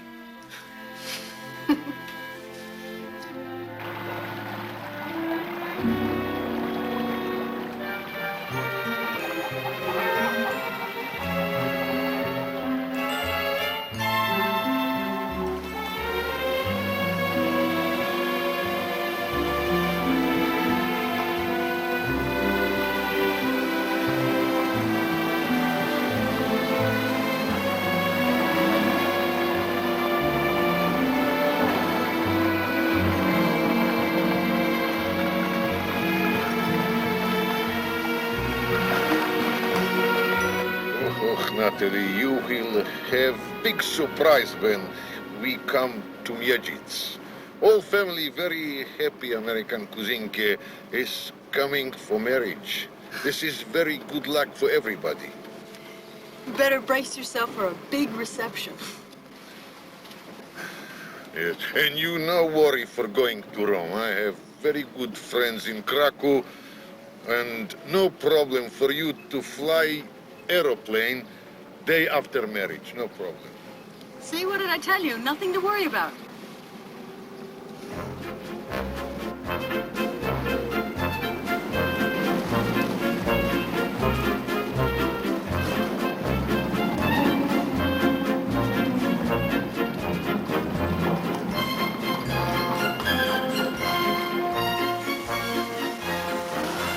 Oświęcim! Byron, that's where my father and Aaron studied the Talmud as boys, only it had a different name then under Austria. Beryl, what was Oświęcim called before under Austria? Before it was Auschwitz. Yeah, that's it. Auschwitz?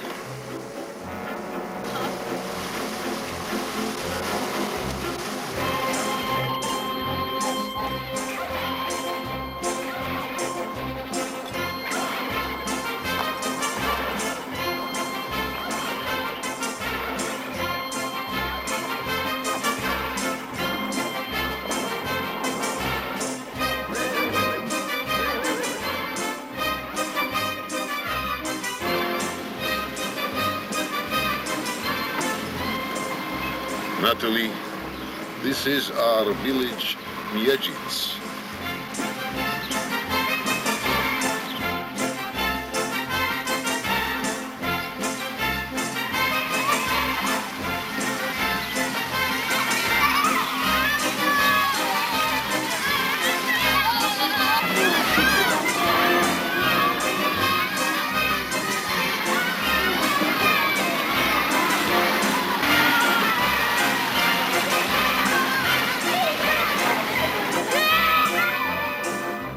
Many from these children is your cousins. You know half, more than half of this village is Jastrow's. Is he serious? Yes. Yes, he is, and we're going to meet every single one of them. Yes.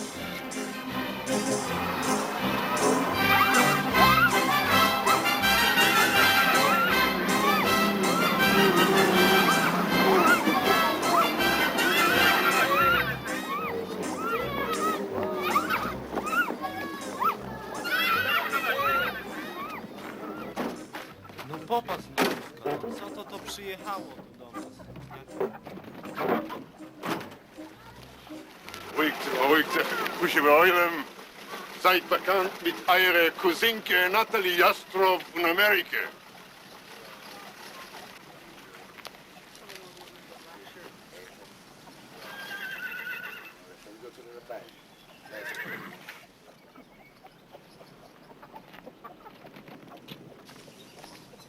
Oh. Darf euch et Mekabel Punem sein, der junge Mann. Henry Byron. Ist ein Offizier von der amerikanischen Flotte. Unsere Bewussten haben Jastrow dem geschickt zum Beschützen unserer Cousinke Natalie.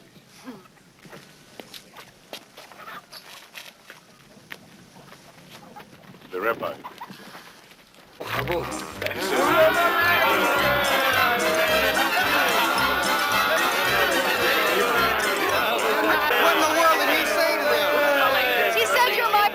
An American naval officer, Uncle Aaron, sent along.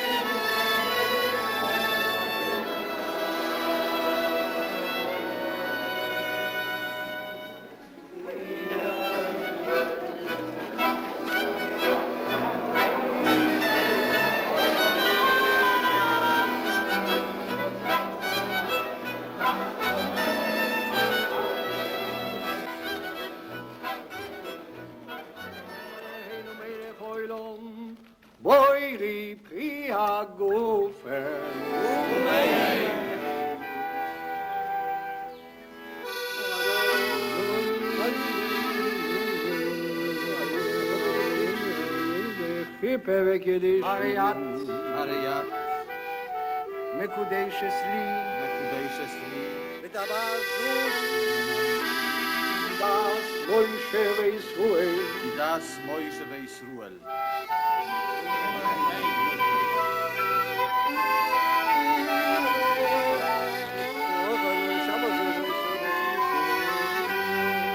Uchatzavim Eloheinu Melech Olam, Oirei Pi HaRufen.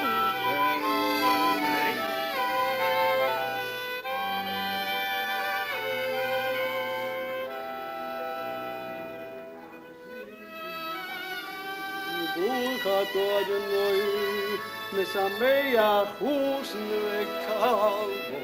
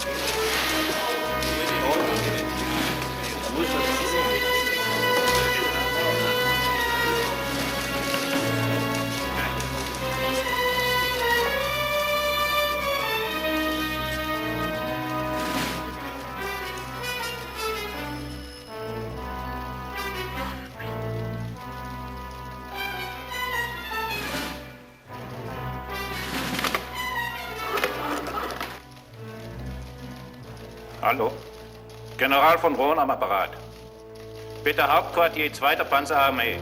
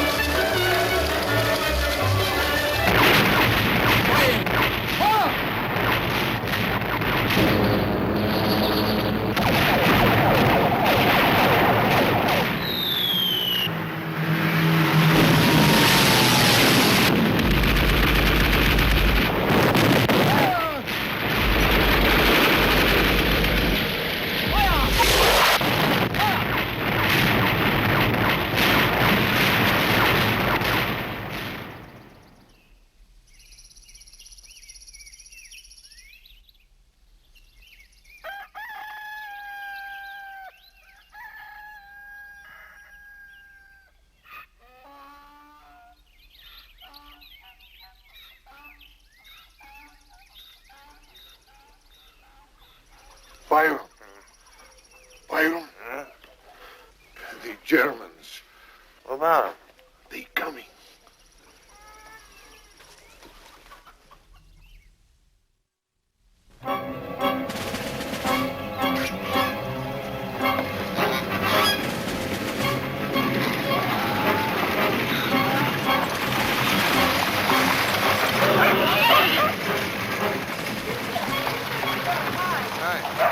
Across the Czech border about 50 miles from here, the word is headed for Krakow. We're right this way. Well, what do we do now? We'll get ourselves back to the American Embassy in Warsaw. Brilliant. How? I buy you 2 tickets on train to go to Warsaw. How do you get there? Oh, my family and me, we go in our automobile. Don't worry. 300 miles in front of the German advance and that, huh? Oh, no problem. Good car. Look it, you take those tickets, give them to your wife and daughter. We'll go with you and the newlyweds. No. I insist.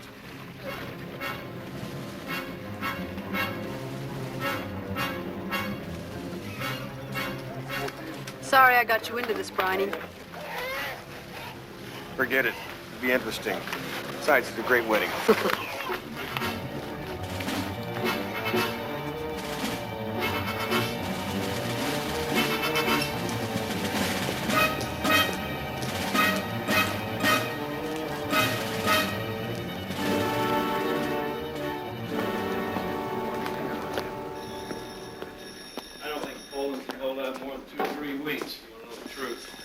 Talkie, how are you? What are you doing here? I've come to interview your charge. Haven't all the other British correspondents left? The Jerrys have given me until tonight. Would you care to hear the bad man explain all to the Reichstag? I can get you into the press box. My last story from Berlin. Sure, I'll go. Good. Pamela will pick you up. She's packing like mad.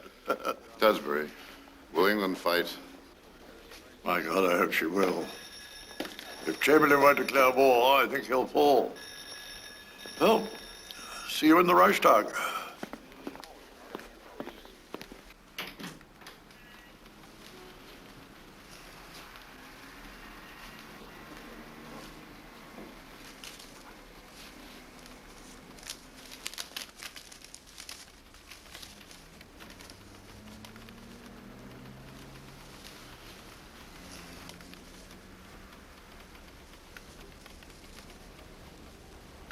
Ryan?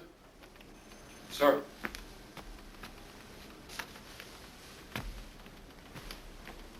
Call him. Oh, the lines are jammed, sir. Get through.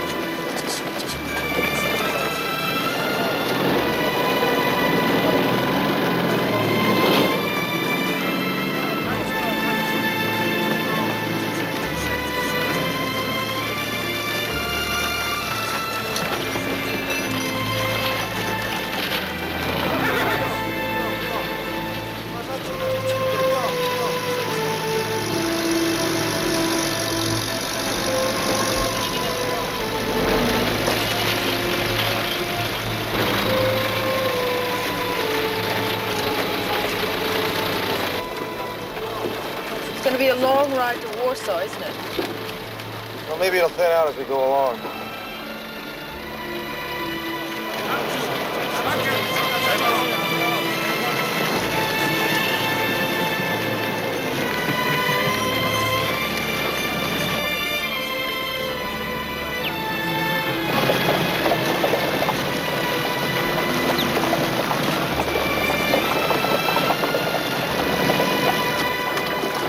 Magnificent, aren't they? Yes, they are very brave men. I wonder how they'll do against tanks.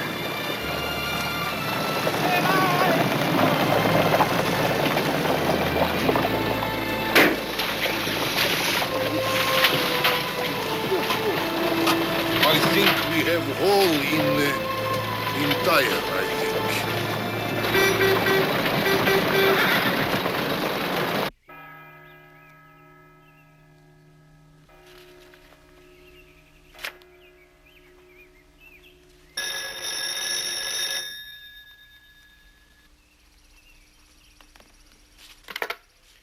Pronto, Dottor and Jastrow.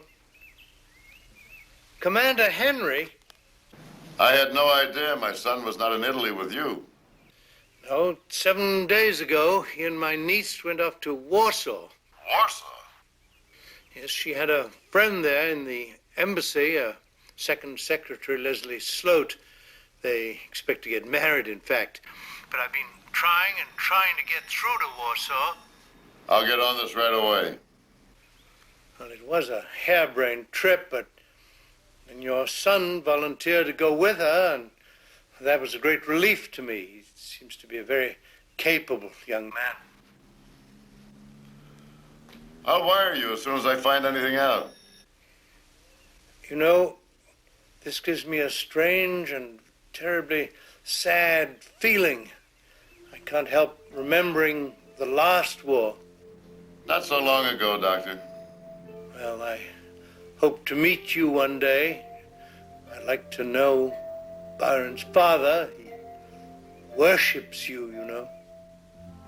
If you hear anything, will you please let me know? I will. Goodbye, Doctor.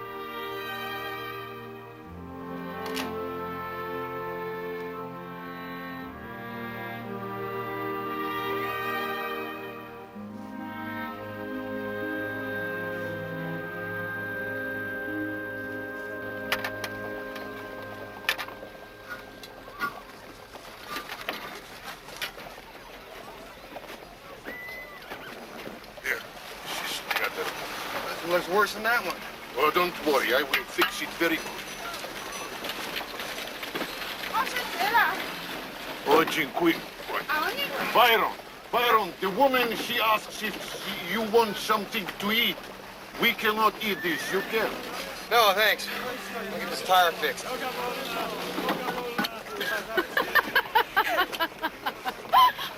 I'm glad you're amused.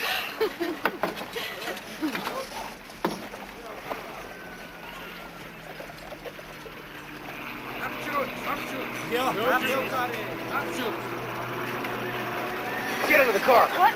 Come on, get in the car. Move. Get in there.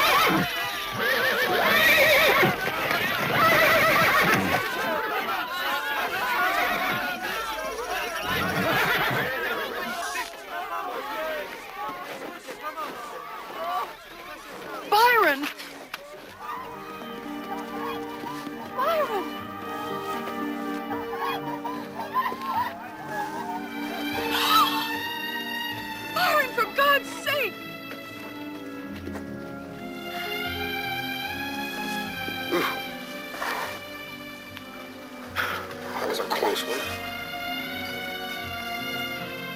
Mama. Mama. Mama. Mama. Mama. Mama.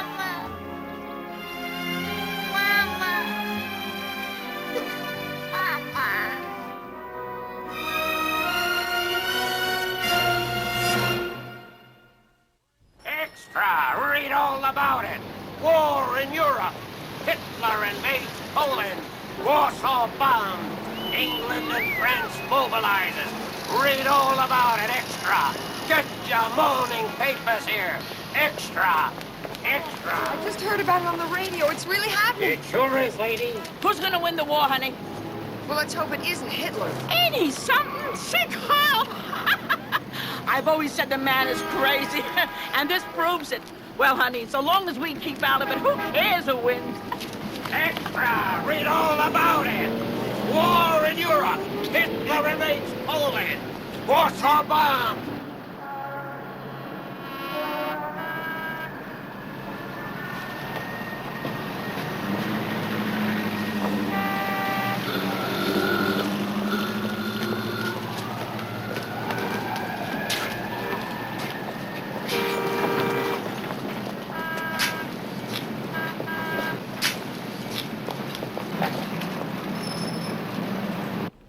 Now, damn it, Fred, CBS News has gone and snatched my girl.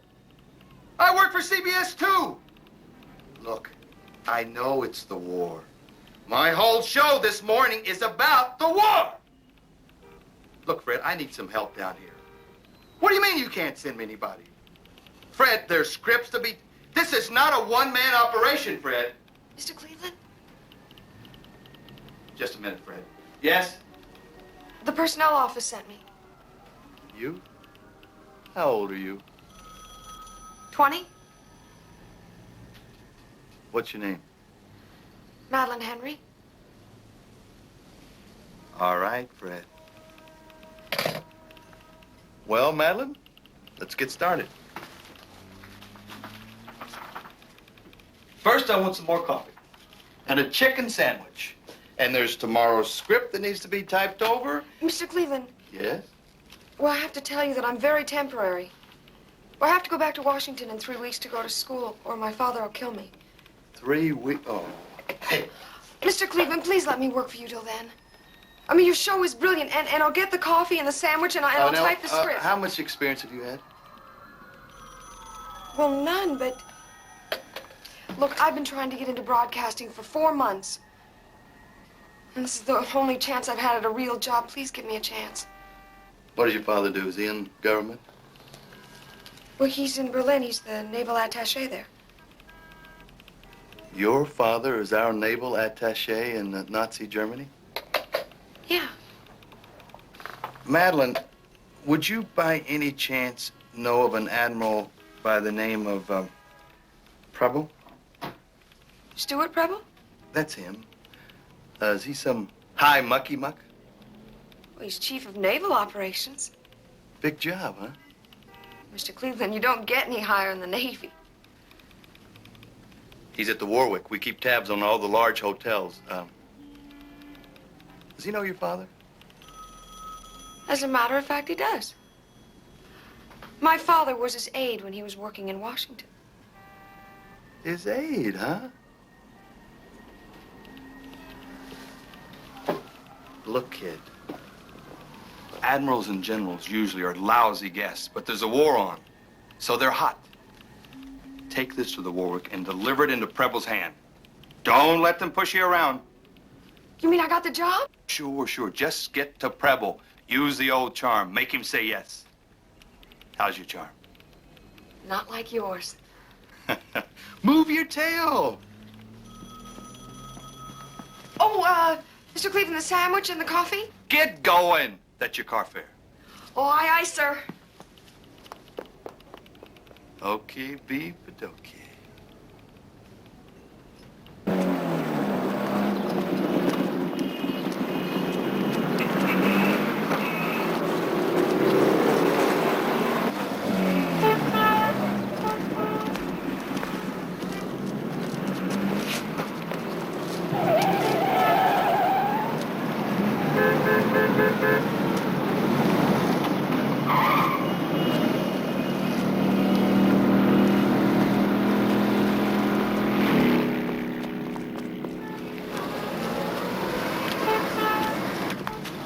Hi. Good afternoon.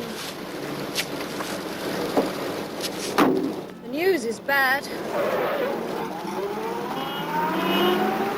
Radio Warsaw claims they've been pushing them back with heavy losses. Rubbish. My father's been on the phone to Stockholm. The Polish Air Force doesn't exist anymore.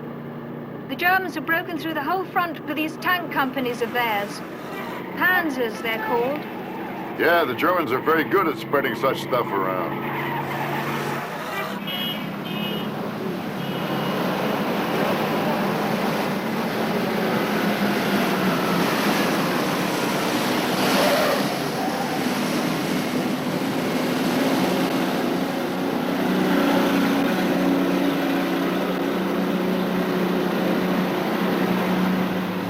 Well, we can't sit here all day.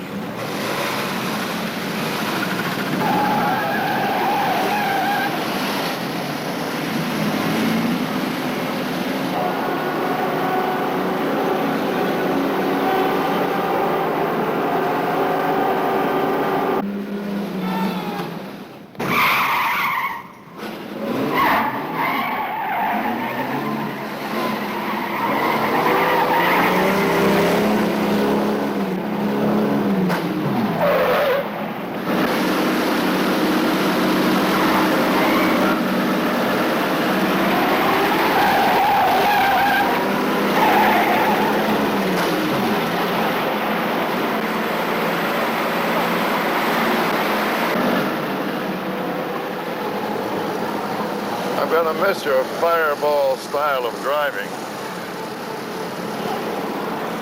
Well, where are you off to next? London, then Washington, I should think.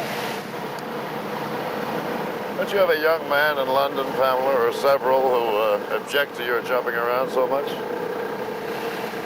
Not at the moment. My father says he needs me.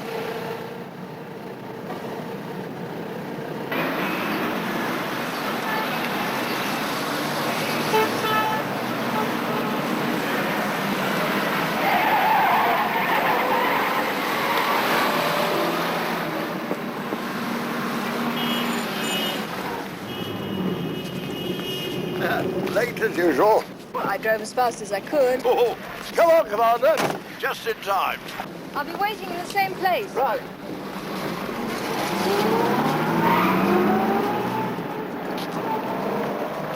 Sie wissen, wie sehr ich mich bemüht habe, den Frieden zu erhalten. In meinen Verhandlungen mit der Staatsführung von Polen habe ich in gutem Glauben sehr bescheidene Forderungen gestellt. Die Weltöffentlichkeit soll wissen, dass ich allein ein solch großzügiges Angebot machen konnte, bei der ich die Missbilligung von Millionen deutscher Menschen riskiert habe. Es wurde abgelehnt. Meine Friedensliebe und meine unendliche Langmut soll man nicht mit Schwäche oder gar mit Feigheit verwechseln. Ich habe mich daher entschlossen, mit Polen in der gleichen Sprache zu sprechen, in der Polen uns seit Monaten konfrontiert.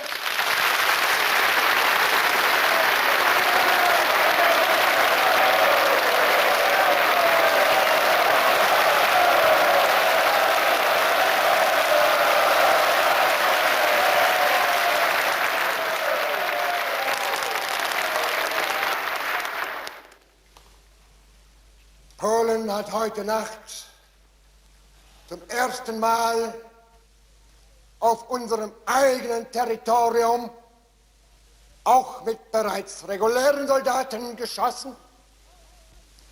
Seit 5:45 Uhr wird jetzt zurückgeschossen und von nun an wird Bombe mit Bombe vergolten.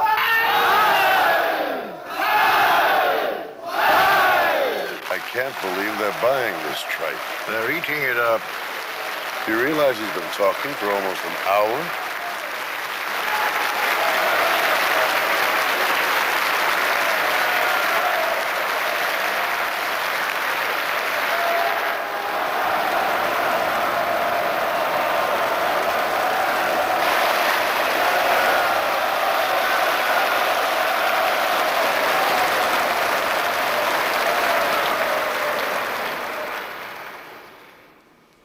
Ich habe damit wieder jenen Rock angezogen, der mir einst der heiligste und teuerste war. Ich werde ihn nur ausziehen nach dem Sieg. Oder ich werde dieses Ende nicht erleben.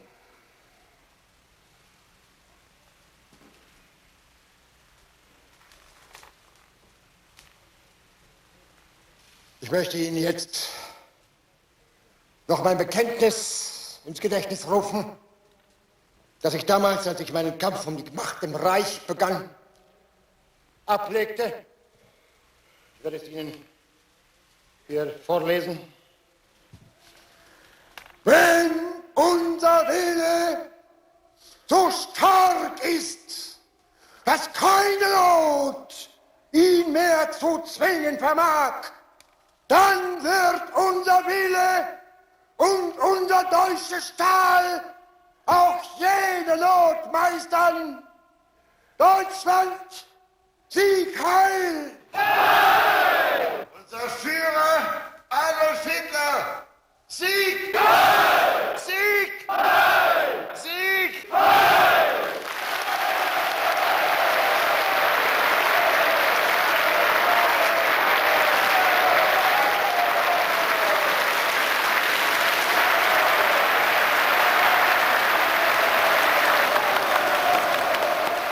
Fabelhaft.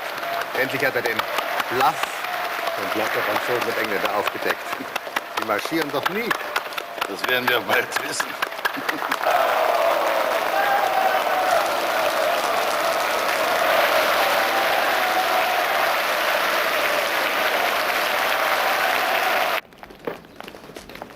Well, what did you think?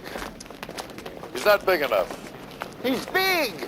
That's the mistake we made over here far too long. You and the French have him outnumbered and outgunned. The French? Ah, there's Pat.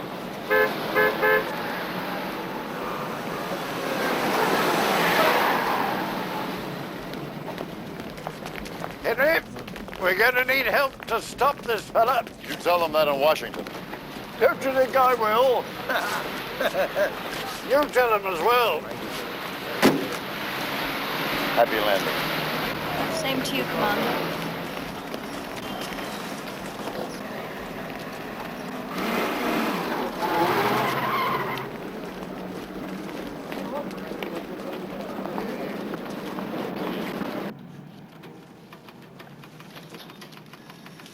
Hello. I'm Palmer Kirby from Denver. Oh, yes. If you're too busy throwing me out, I'll come back. Not at all. Sit right down. Got your file right here. Red carpet treatment, the Bureau of Ordnance says.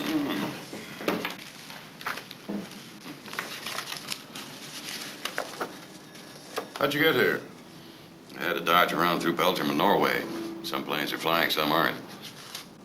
Well, your meeting with the IG Fireman fellow seems all set. Good. You're a scientist, huh? Electrical engineer, manufacturer. Anything to do with uranium? Uranium? You can tell me it's none of my business if you want. The things you want all zero in on uranium. The graphite figures, the purchase of heavy water. You know, the Germans keep talking about this ultra-powerful bomb that they're building. They're so loose-mouthed about it, I figure it's nothing to it. Just a propaganda plan.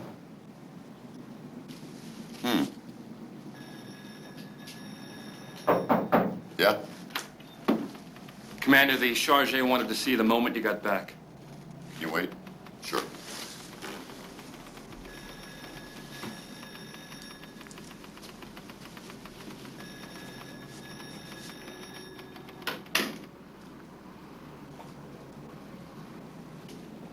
Then around 7? Yes, that'll be fine. Thank you. Bug, so you were at the Reichstag this afternoon? Yes, sir. How did he strike you? Reese, the man is punch drunk. That's an odd reaction. It's true he's had quite a week. Incredible stamina, though. He undoubtedly wrote every word of that harangue. Quite effective, I thought. By the way, you're wanted in Washington. The State Department, German desk. You're to proceed there by fastest available transportation. Isn't that unusual? Well, I gather that combat readiness report of yours on Nazi Germany had something to do with it. It didn't seem to have the effect on your career that I predicted. At any rate, the idea seems to be that you pack a toothbrush and leave. Right. What's the latest word on England and France? Well, Chamberlain is addressing Parliament tonight. My guess is that the war will be on by the time you get back. Maybe it'll be over. In Poland? Perhaps. Oh, Lord, for how long? If the Clippers keep flying, I'll be back by the 15th. Well, when do you go? I leave for Rotterdam at 8. What? Tonight? You mean we don't even get to go to the opera? Oh, damn. And what about that galoot that Buard wished on us? Not your problem. Bill Forrest has got his file, and Sally will entertain him. And what if France and England do declare war? Wouldn't that just be peachy, me stranded alone in Berlin in the middle of a world war, hey? I'll get back in any case through Lisbon or Copenhagen. I'll get back, Rhoda. Well, at least you'll see Madeline, and I guess Byron's safe enough in Siena if Italy does stay out of it. Byron will be all right. Oh, I'm sorry. Oh, I'm sorry I threw my little fit, dear. You know me.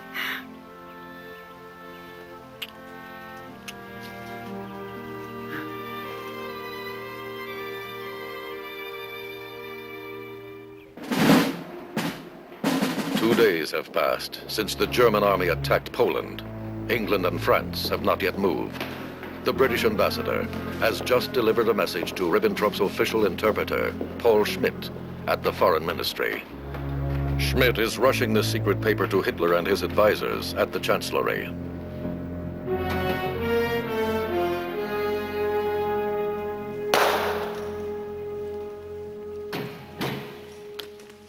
Well? Ribbentrop. Just the essentials. This government's note of September 1st notified the German government that unless German troops were promptly withdrawn from Poland, Great Britain intended to fulfill its obligations to Poland. No reply has been received. German attacks upon Poland have intensified. Unless not later than 11 a.m. today, satisfactory assurances have reached His Majesty's government in London, a state of war will exist between the two countries as from that hour.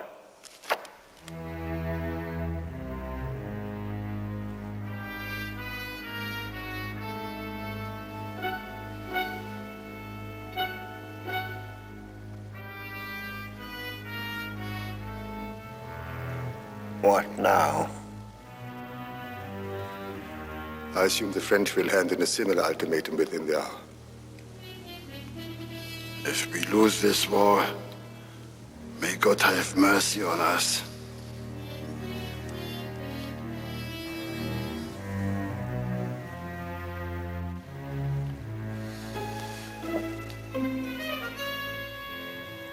In 2 months, Poland will be finished. Then we'll have a great peace conference with the Western powers. I shall now go to the front.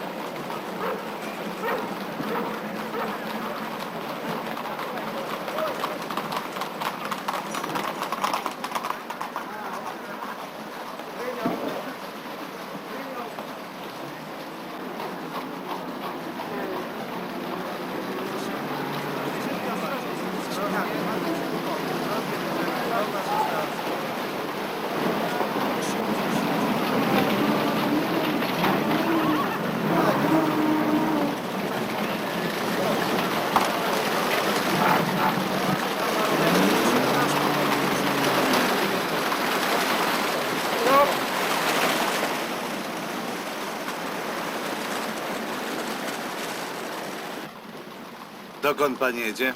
Do Warszawy. Kto jedzie z panem? Moja rodzina. Dokumenty, proszę.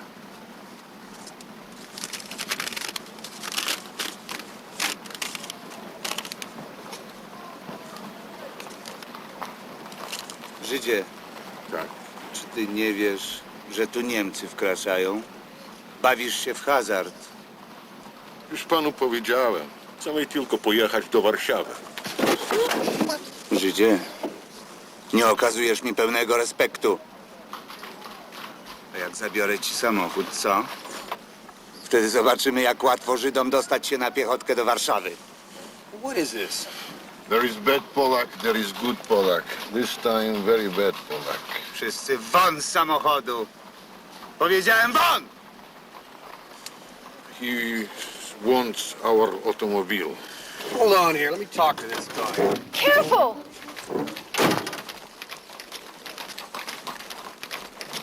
I'm an American naval officer. I'm returning to the embassy in Warsaw. This American girl is my fiancée, and these people are her family. Amerykanin? Oficer amerykański, który wraca do Warszawy, do ambasady amerykańskiej. A ta dziewczyna to jego narzeczona. My jesteśmy jej krewni. Oficer amerykański nigdy by się nie ożenił z Żydówką. He says American officer never marry Jew. He does not believe you. Paszport.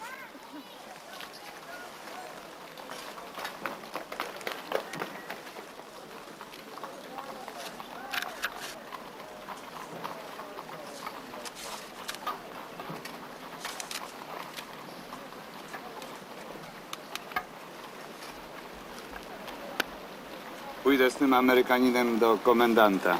Idziemy. Bryony, don't go with him. I'll be okay. Right back. Everybody quiet.